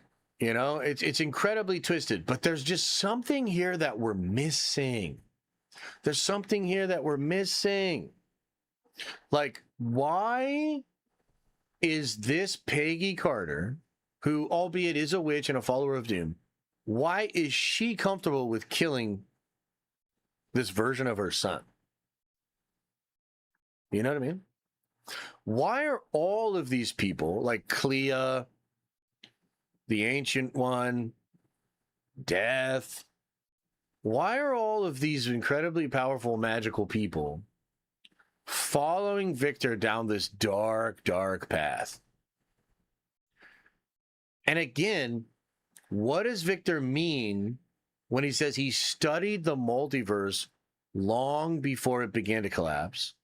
He meets his wife Valeria and they had a son. So is Sue Valeria in some other world? Or is Sue actually Valeria? Let me offer you something that's probably not true, but absolutely insane. Let's go back to the stolen lives line. What if in the Prime universe, or in some version of the universe, Vanessa Kirby is not Sue Storm? What if in another universe, Vanessa Kirby is Valeria? And this stolen lives thing would make maybe a little bit more sense if Kang, being the ultimate asshole, created a world in which Victor's lover would end up with his greatest enemy, Reed Richards. And then what if Kang also created a world in which Victor would become a hero?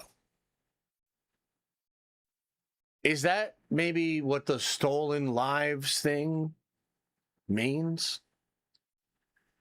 And would not Victor be justified in taking back that live?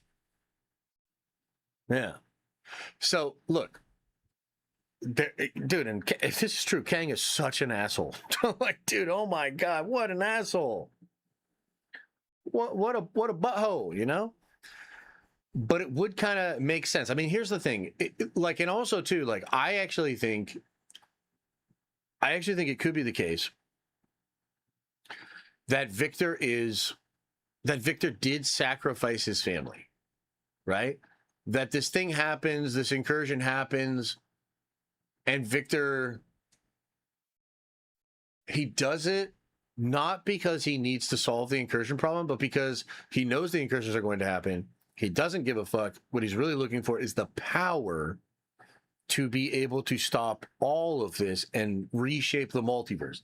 And maybe what Loki did was to actually potentially try to destroy him. You know what I mean? So I don't know. There's a lot of speculation here. There's a lot of different ways that this could be going on. But I just feel like there's something missing here. Like, why do the ritual to kill Steve Rogers' kid? Is it because Steve Rogers' kid is something that should never have existed and therefore has some kind of Nexus outer-versal power?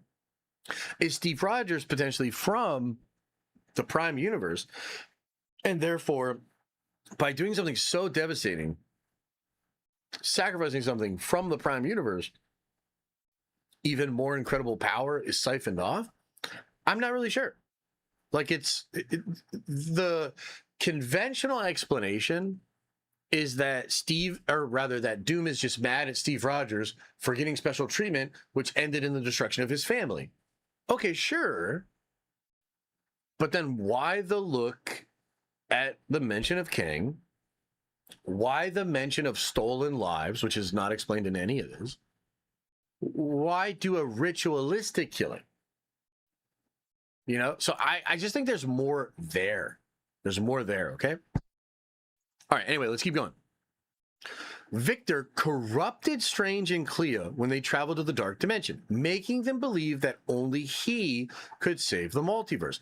Victor sits on his throne, preparing his team and the Doombots to fight the invaders. He orders Strange to begin casting a spell from the book with the Word of God, using both Loki's heart and Wanda Maximoff's magic. And again, it's like, where does he get that magic unless the scene with Wanda is true? They could have changed it a little bit, I guess.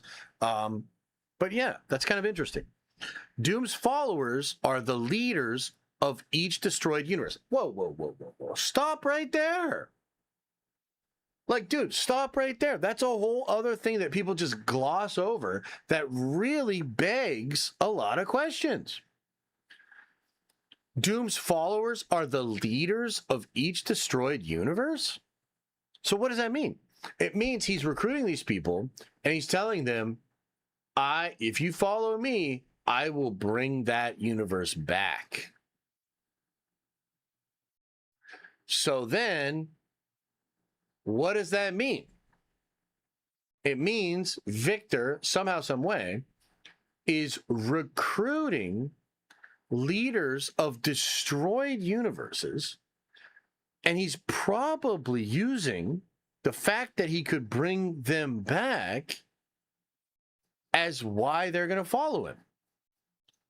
Now, that leaves open the door for your Maestro Hulk, your Hydra Captain America, you know, the dark versions of the Avengers.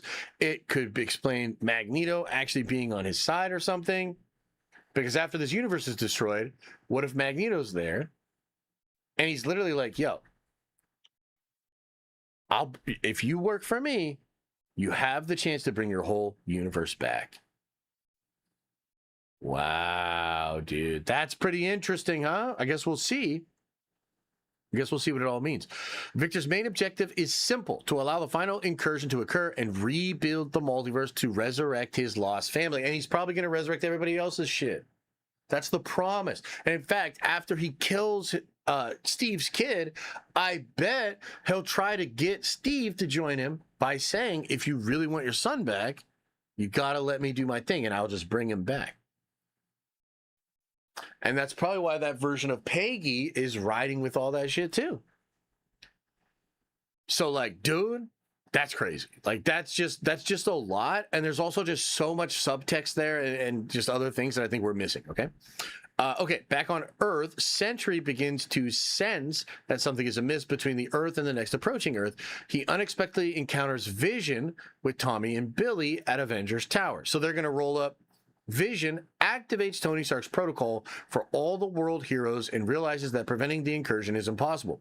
Meanwhile, on Earth 828, the heroes arrive in Latveria from the Baxter Building, while Thor and his new Valhallan army arrive from 616. So yes, the Valhallan army, Thor, and all of the people from the Baxter Building are going to arrive and try to fight Doom at the end. Dr. Doom and his team have prepared for this attack. Doom's followers and hundreds of Doom bots are present. Deadpool returns, abandoning the heroes on Earth 10 after abandoning them on the X-Men universe. He arrives with a multiversal team, Blade, Elektra, and Phantom Rider. So that's probably Ghost Rider. And that's also probably Nicolas Cage Ghost Rider. But the thing is, why stop there? You know? Why stop there? Deadpool might have recruited a ton of multiversal people. And why? Because he was aware of what was going on in Deadpool and Wolverine. He was aware of what Loki's plan was to try to recruit all these people. He saw Thor crying, right? So he's like aware of like the stakes and how crazy this all is. So I think he's going to leave, go get a bunch of heroes, and bring them all to the final fight. The multiverse war erupts in Latveria, pitting the inhabitants of Wakanda, Thor's army, the Avengers, Fantastic Four against the Doombots and their variants. So wait a minute, what does that mean? Their variants? What does that mean? Their variants. Well, that might be evil variants of the heroic characters. This could be where your dark Avengers actually come in. Okay? It's just like blink and you miss it in here. It's not really like heavily looked at. But it says literally, Thor's army, the Avengers, the Fantastic Four fight against Doombots and their variants. Their variants? That implies it's the variants of the Fantastic Four, variants of the Avengers, and variants of Thor's army. Holy shit. Namor and Shuri work together. Namor triggers a tsunami that destroys many Doombots. Shuri manages to infiltrate Doom's castle with Bucky, and they rescue Steve Rogers. Doctor Strange is the only member of Doom's team not involved in the events, as he is busy working on a spell involving Wanda, Loki's heart, and the Book of God, or the Word of God. Very interesting. Two of Doom's followers are watching Steve Rogers when they are intercepted by the Avengers, Shuri and Bucky, who rescue him. So they do rescue that version of Steve. The action then shifts to 616, where it becomes clear that something is happening. The sky turns red, and hordes of Doombots and villains begin attacking New York City. So again, this is where this movie's like going to go insane. Okay? So a bunch of Doombots and villains. What villains? Dude, it could be anybody. This could, again, be your King Thanos. This could be your Red Skull. This could be like Dark Avengers. This is crazy. So this little line of like villains is pretty wild. Like, that's crazy. That could be all kinds of people. And this is what I was saying at the beginning of the stream, where I was like, yo, that's epic thing that happened at the end of Hickman's Time Runs Out, where it's the Ultimates universe and 616 fighting together, and then you have like Iron Man from the Ultimates universe, Nick Fury from the Ultimates universe, and all these like shield helicarriers just come in and try to fight our heroes, and then our heroes are fighting against them, and the Earths are colliding. Like, dude, this is going to be insane, and I'm very glad that they're doing it. They pass through the portal in a scene similar to the 2012 Avengers movie Unfold. Dude, I was thinking about that when I was reading the leaks too. You are clearly getting a nod to the Battle of New York, except this Battle of New York is going to be way crazier than the one with the Chitauri. But you're going to get a version of the Battle of New York, which I think is going to scar the people of this world again. And you're going to get a lot of crazy fighting with different enemies and wild-ass things. So, the new Avengers team defends Avengers Tower. Sentry, Spider-Man, Tom Holland, Jean Grey, Punisher, and the Defenders, Wong, America Chavez, yuck, Cassie, yuck, Kate, she's aight, Kamala, yuck, Star-Lord, Vision, She-Hulk, yuck, Hulk, Carol, yuck, with the Guardians of the Galaxy, and many others, including villains. They've all heard Vision's call. So this is going to be nuts. You're going to get a lot of these characters, probably with like a little bit of a cameo fest, right? Where you have some of these characters coming in, and they're just going to be fighting against wild people in New York or around the globe as the Battle of New York is happening 2.0, and they're fighting against all these other characters. And apparently this has something to do with Vision having some kind of Tony Stark protocol, which I think what this will be is some AI version of Tony. Nobody's saying this, but I think this will probably be some AI Tony thing that goes out and communicates with all of the heroes and the villains of the world and tries to get them all together. So, like, we didn't know how this was all going to play out, whether or not Tom Holland Spider-Man would be in this movie, whether or not Jean Grey would be in this movie, whether or not any of these characters would be in this movie. What they're saying is they are. And it's going to be in some kind of Battle of New York 2.0 going against Doombots and other villains. This is going to be insane. So the attack on 616 begins. Vision states that the next Earth is about to launch a direct attack. Sentry decides to perform a heroic act by flying into space to stop the attack with his bare hands. He buys time for the others to escape.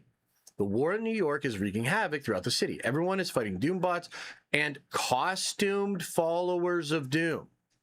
So who are these costumed followers of Doom? Might we see the Dark Avengers fighting a version of the Battle of New York, but this time trying to destroy everyone? Oh my God. Spider-Man and the other heroes deliver excellent action sequences. Oh my God.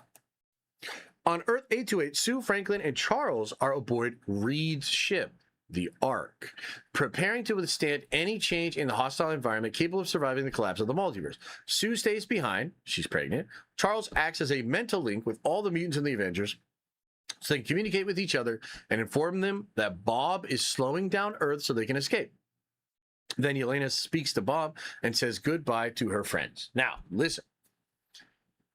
This is going to be a scenario where Sentry's going to go up and hold these Earths literally apart with his bare hands, stopping this incursion or at least delaying it. And this will be that section where they decide they're screwed. So they got to try to save as many people as possible. And so Sentry's holding them apart. Professor Xavier is going to get everybody to mind meld and tell them that, hey, you got to try to escape, try to get to some kind of device or whatever. We're not going to be able to stop this. And they might start even saving some people and bringing them onto the Ark, right? And the moment between Yelena and Bob is likely going to happen because Xavier is allowing that to happen with his powers, right? And then eventually, yeah, Bob's going to say goodbye and be destroyed. So one of the witches intercepts this message and teleports to the ship, killing Charles Xavier and kidnapping Sue and Franklin. Oh, no! So somebody's going to go to the Ark, kill Charles, take Sue and Franklin, and bail. Cyclops, Reed, Sam, and Magneto realize what is happening and go to the ship to protect him, but they arrive too late. The Avengers, Johnny Ben, Thor, Loki, Lady Thor, and the Avengers of the Multiverse are at Doom's castle and emerge victorious in the war against the Doombots and their followers. So I just want you to follow along with this. Cyclops, Reed Richards, Sam Wilson, and Magneto seem to survive, and they seem to be on the ship. Potentially they will be in Secret Wars. Johnny, Ben, Thor, Loki, Lady Thor, and the Avengers of the Multiverse, which is Deadpool and, Blade and all them, but maybe even more, right? We're not sure. They finally make their way through all the armies of the Doombots. It feels like they've just won. And then Doctor Doom will come out and big dick them one-on-one, one by one. He's literally going to come out and defeat them one by one. Bro, that's ridiculous. Steve tries to strike Doom with Mjolnir, but it shatters, and Doom counterattacks with his sword. Bucky then sacrifices himself to save Steve, dying and bidding him farewell. We kind of heard about this. It does seem like Bucky gonna die.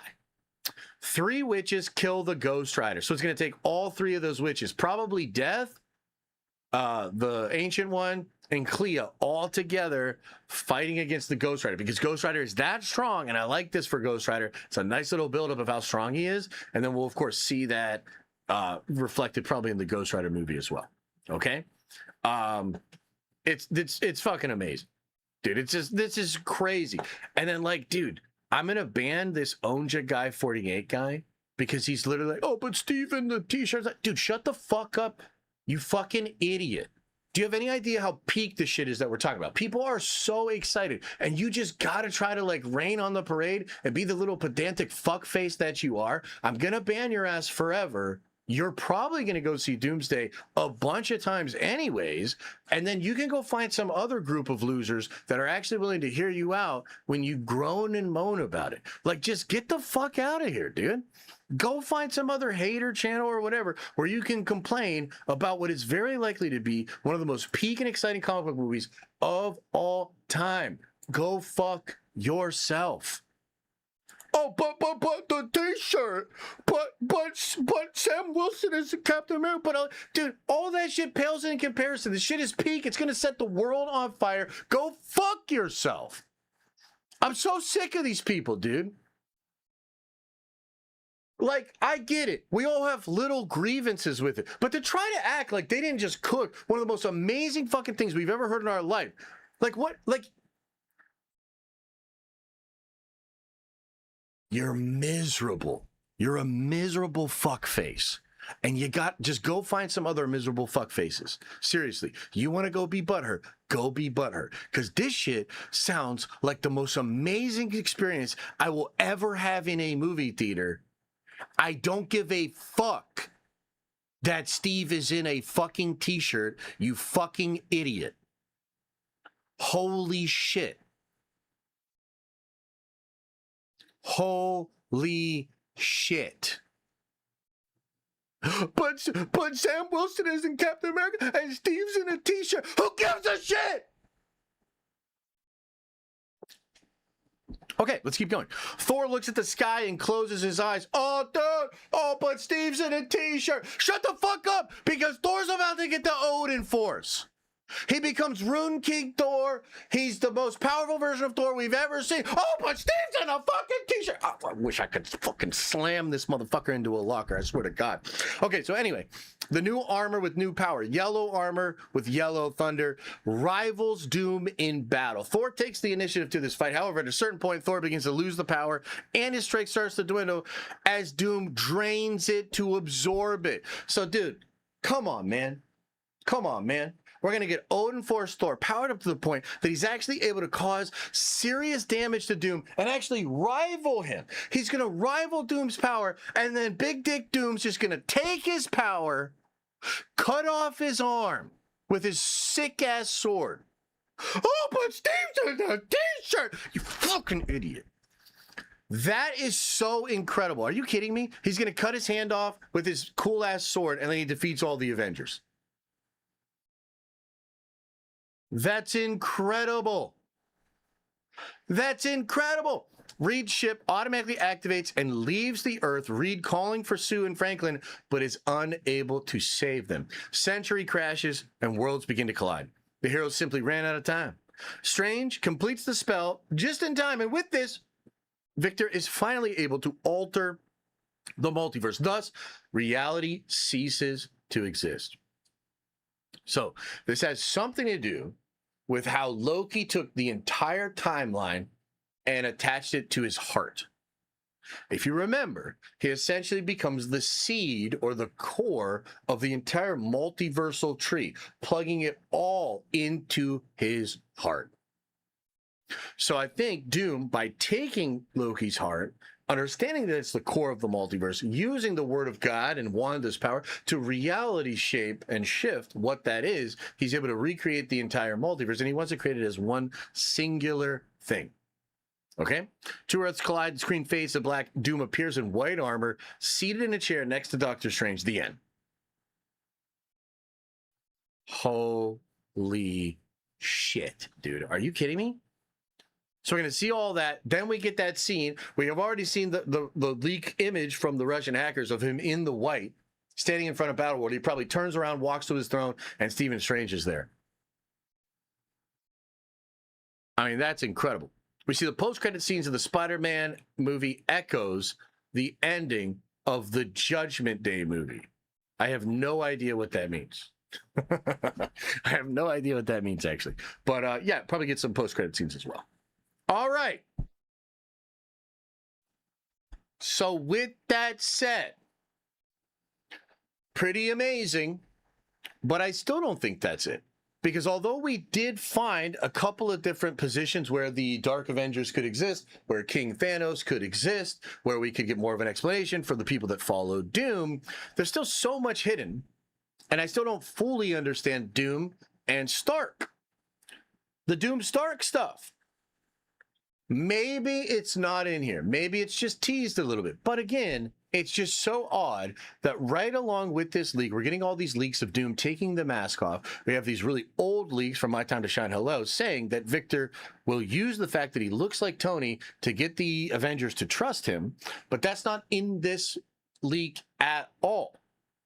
And then there's this part, right, where like Doom's going to look at Scott because Scott mentions Kang. And that doesn't really have an explanation either. So even though I like this plot leak, even though this seems like I mean, like, guys, if this is even close to true, then how did they even make this movie? How did they even pull this off, dude? Like, seriously, how? Because this is so much. And also think about how little we have seen of this in the trailers. Doom is just aura farming and saying some cold ass lines here and there. We ain't seen nothing, dude. Like, we ain't seen nothing that this thing is cooking. Like, can you imagine actually witnessing this fucking movie that, as was described, with your fucking eyeballs and your ear pussies in the movie theater? Are you kidding me? How did they pull this off? How did they even pull this off? This is unfucking believable.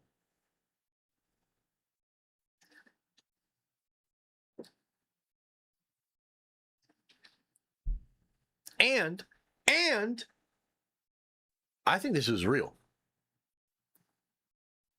I mean, this lines up with so much of what we've seen. These Russian hackers seem good. There's a whole part that even they don't put in here where Beast explains some shit.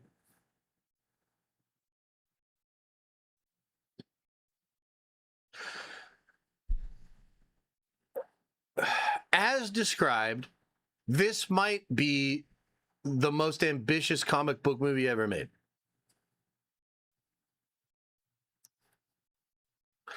And look, too, a lot of us said, well, okay, yes, they like Hickman stuff, but we don't have any real Hickman setup. I mean, in Multiverse of Madness, when they say incursions and shit like that, a lot of us were like, oh, damn, like they're really going to build off that. They're going to do all this stuff. Well, look, man, I can't really think of a better way in a singular movie to honor that story from Hickman than this. It's different. It certainly doesn't have the buildup and the setup and a lot of the things that the Hickman John had. But I legitimately cannot think of a better, like, if you asked me to come up with an idea in a singular movie that's less than 3 hours, how would you best honor Jonathan Hickman and all that shit he did? I legit could not think of a better version. This is insane. Like, you know what I'm saying? Like, this is ridiculous. And it is such a good adaptation of all of that flavor. It ties in the crazy Avengers Forever stuff. You've got Deadpool doing multiversal Avengers, bringing them in. This is spicy, dude. Like, this is spicy. And also, one last thing I want to say, too, is as a lot of this stuff was coming out individually and being piecemealed to us, and a lot of people like, you know, like Gary from Nerderotic and others were just incredibly negative towards it. I mean, like, that's Gary's thing. Like, Gary's, like, that's what he does. It's a Schadenfreude thing, and he's gonna be like, oh my god, this is such bullshit, I can't believe they're doing this, right? But, like, look, man, I've been around long enough to remember when Gary would try to do stuff like that, and other people within his own communities would push back on it because Marvel was just undeniably good. It was so fucking good that it was hater proof. Okay? And I kept trying to say, as the individual aspects of this leak were coming out, as we were covering things that were going to be revealed in this movie, I kept trying to say, guys, it's going to be even better than you think. And I kept looking at this and being like, okay, that's really interesting. And I like how it ties into this, that, second, and the third. And what I predict is that not only will you receive this bountiful feast of epic superhero storytelling, but it's actually going to be even better than this, because I still think they're hiding the Doomstar connection. And the Doomstar connection is like the one thing that they don't want you to think is in here, so that you'll go into this movie and you'll have your fucking socks blown off by this awesome shit. And then it'll also recontextualize everything you've seen before in the last 10 years by retconning the Tony Stark thing. And I think the Doomstar thing will be explored partially in this movie. And I think that will just take what is already amazing to the next level. That's what I predict. That's what I think. And I've been pretty accurate. So I guess we'll just see.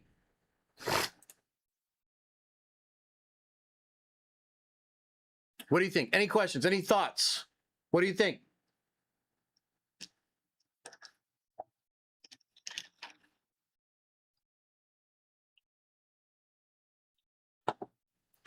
I believe Gary's hate is authentic. He just sees it as a desperate move. Look, and you can believe that. And to be fair with you, I don't really watch Gary. So maybe you have a better finger on that pulse. But I don't agree with that at all. I don't think his shit's authentic at all. But that's just me. Doomsday is heavy lifting, more ambitious than Secret Wars. It could be. It could be. You know, from what we've seen, we don't know a lot about Secret Wars, really. But I think that plot is actually pretty intricate as well. I think that's going to be a very ambitious movie as well. But it might be fair that when all is said and done, and we look at what Doomsday accomplished and how layered it was, and then we look at Secret Wars, which is maybe a little bit more straightforward, yeah, it could absolutely be the case that the Doomsday film is a more ambitious thing. Absolutely.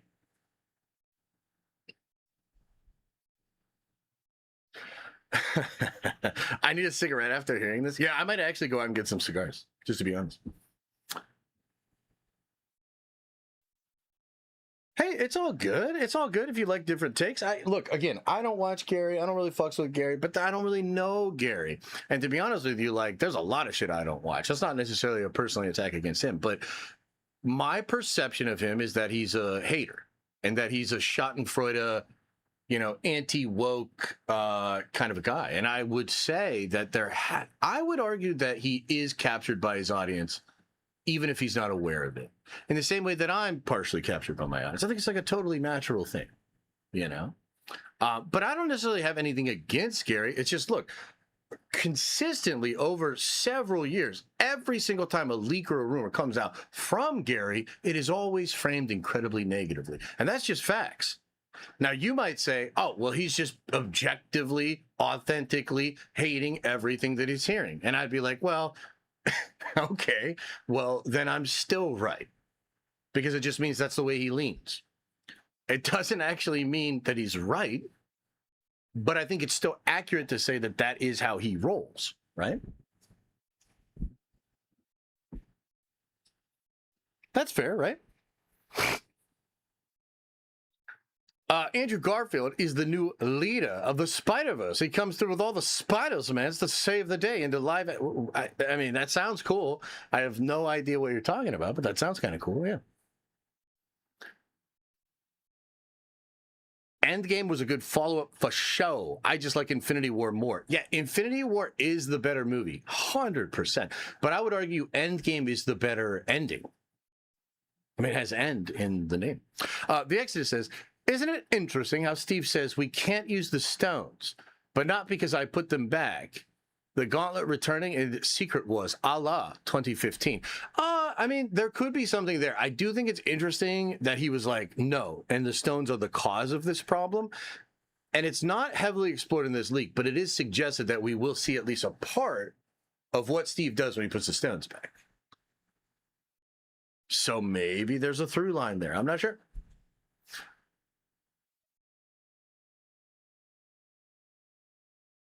Yes, I do remember that, Kendall. And you know what's funny about that? Like, I'll be honest with you. That made me think, that actually was sort of a wake-up call for me. Because, like, I actually didn't follow Gary at that time. And I decided to follow him after that. Because I was like, fuck it. If Rob's going to get accused of being racist, what am I worried about? I'll follow Gary. He actually has some pretty funny tweets. They should keep Kang in the quantum realm and have him be the villain in the Fantastic Four 2 with more sauce this time.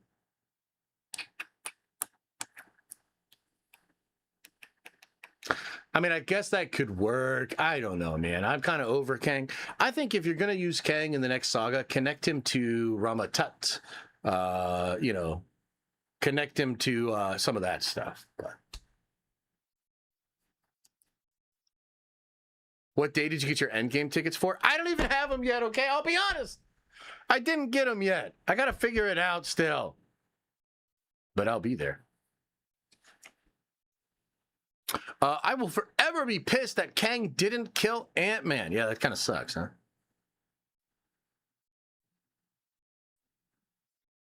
Yeah, that kind of sucks, huh? I know. Maybe I won't get a ticket.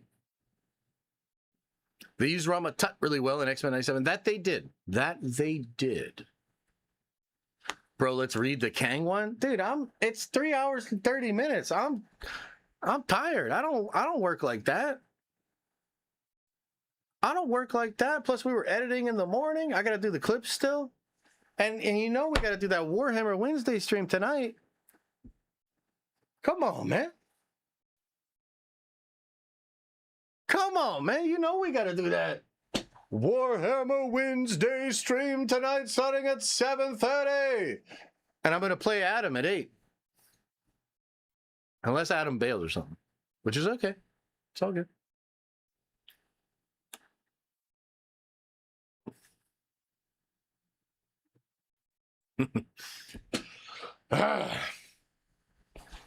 Is that leak ridiculous, though? I think that shit is awesome, dude. Like, I legit could not believe how good it was. I think it's pretty good. I'm there for the Warhammer Wednesday stream. Oh, hell yeah. It's going to be good. It's going to be good, my nerd adventure. It's going to be good. I need the hammer now, sir. Don't worry. You'll get the hammer later. I remember streams have been compromised by Warhammer. Yeah, you're not wrong. Where can I watch the Warhammer stream? This same channel tonight at 7:30 p.m.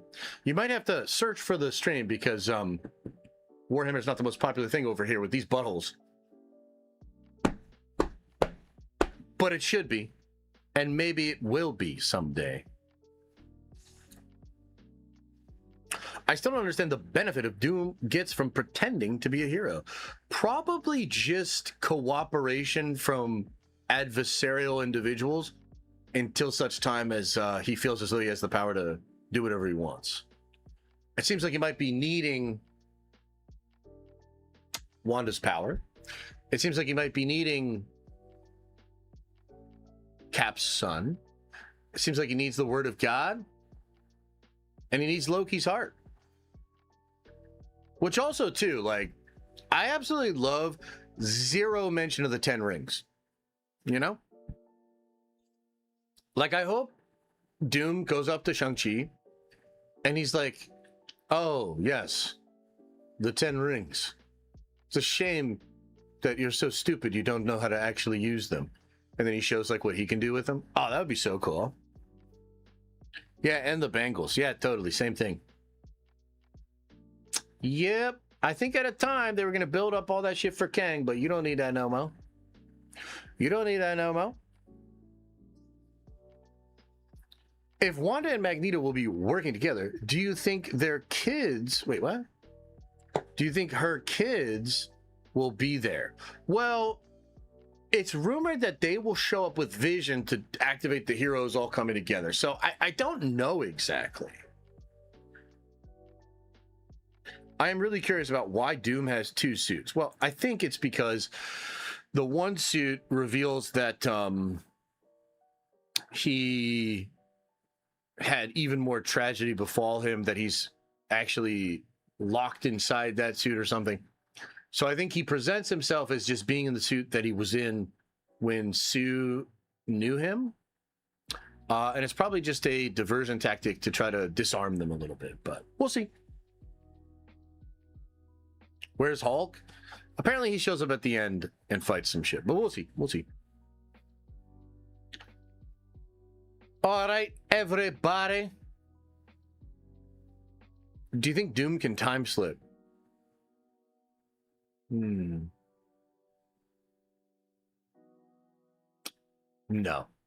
Maybe once he has Loki's heart and he uses all that, maybe.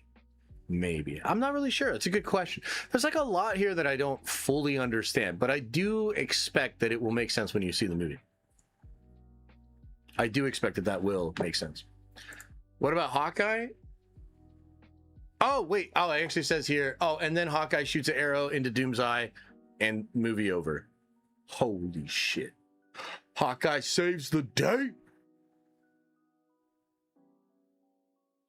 All right, everybody. I am completely burnt out. I am super hungry.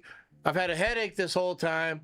That one idiot pissing me off about Steve Rogers in a team.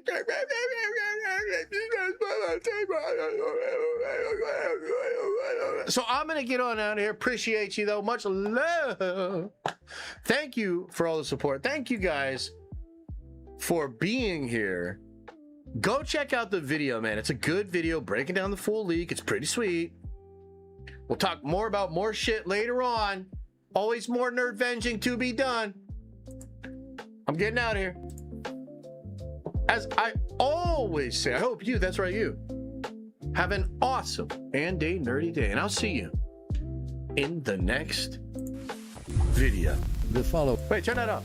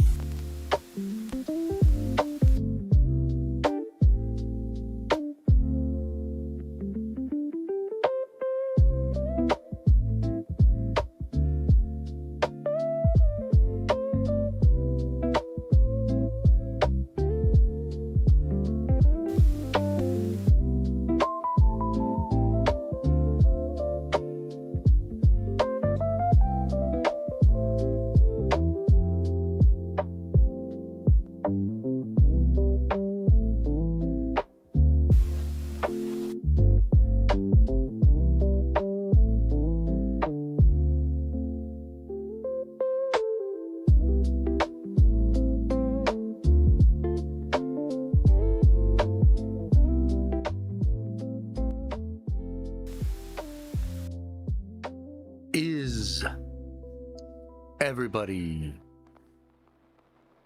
gone?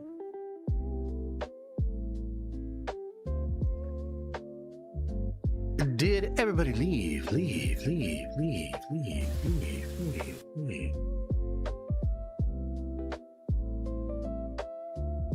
Oh man, what a nice happy landing. What a nice stream. Almost 4 hours, and you guys say that I'm a part-timer. Get the fuck out of here.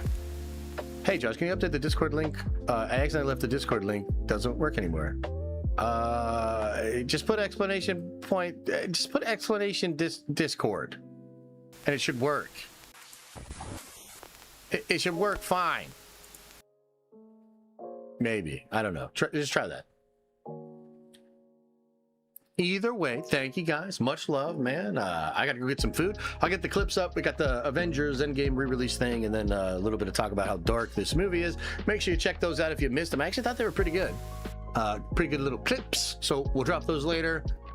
No stream tomorrow, but Friday stream will be juicy. I'll plan something really cool for that. I was toying around with maybe a Diamond Lounge too, but maybe we'll talk more about that later on. Either way, I appreciate you. Thank you, thank you, thank you. Much love, man. Thanks for all the support. Thanks for all the love. Get on out of here. And actually, could you do me a favor?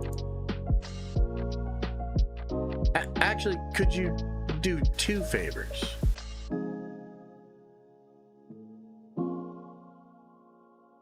First off, open up that third eye. And then second off, or next off, the other, just wash out your stinky butthole. That's the other favor. Okay, bye.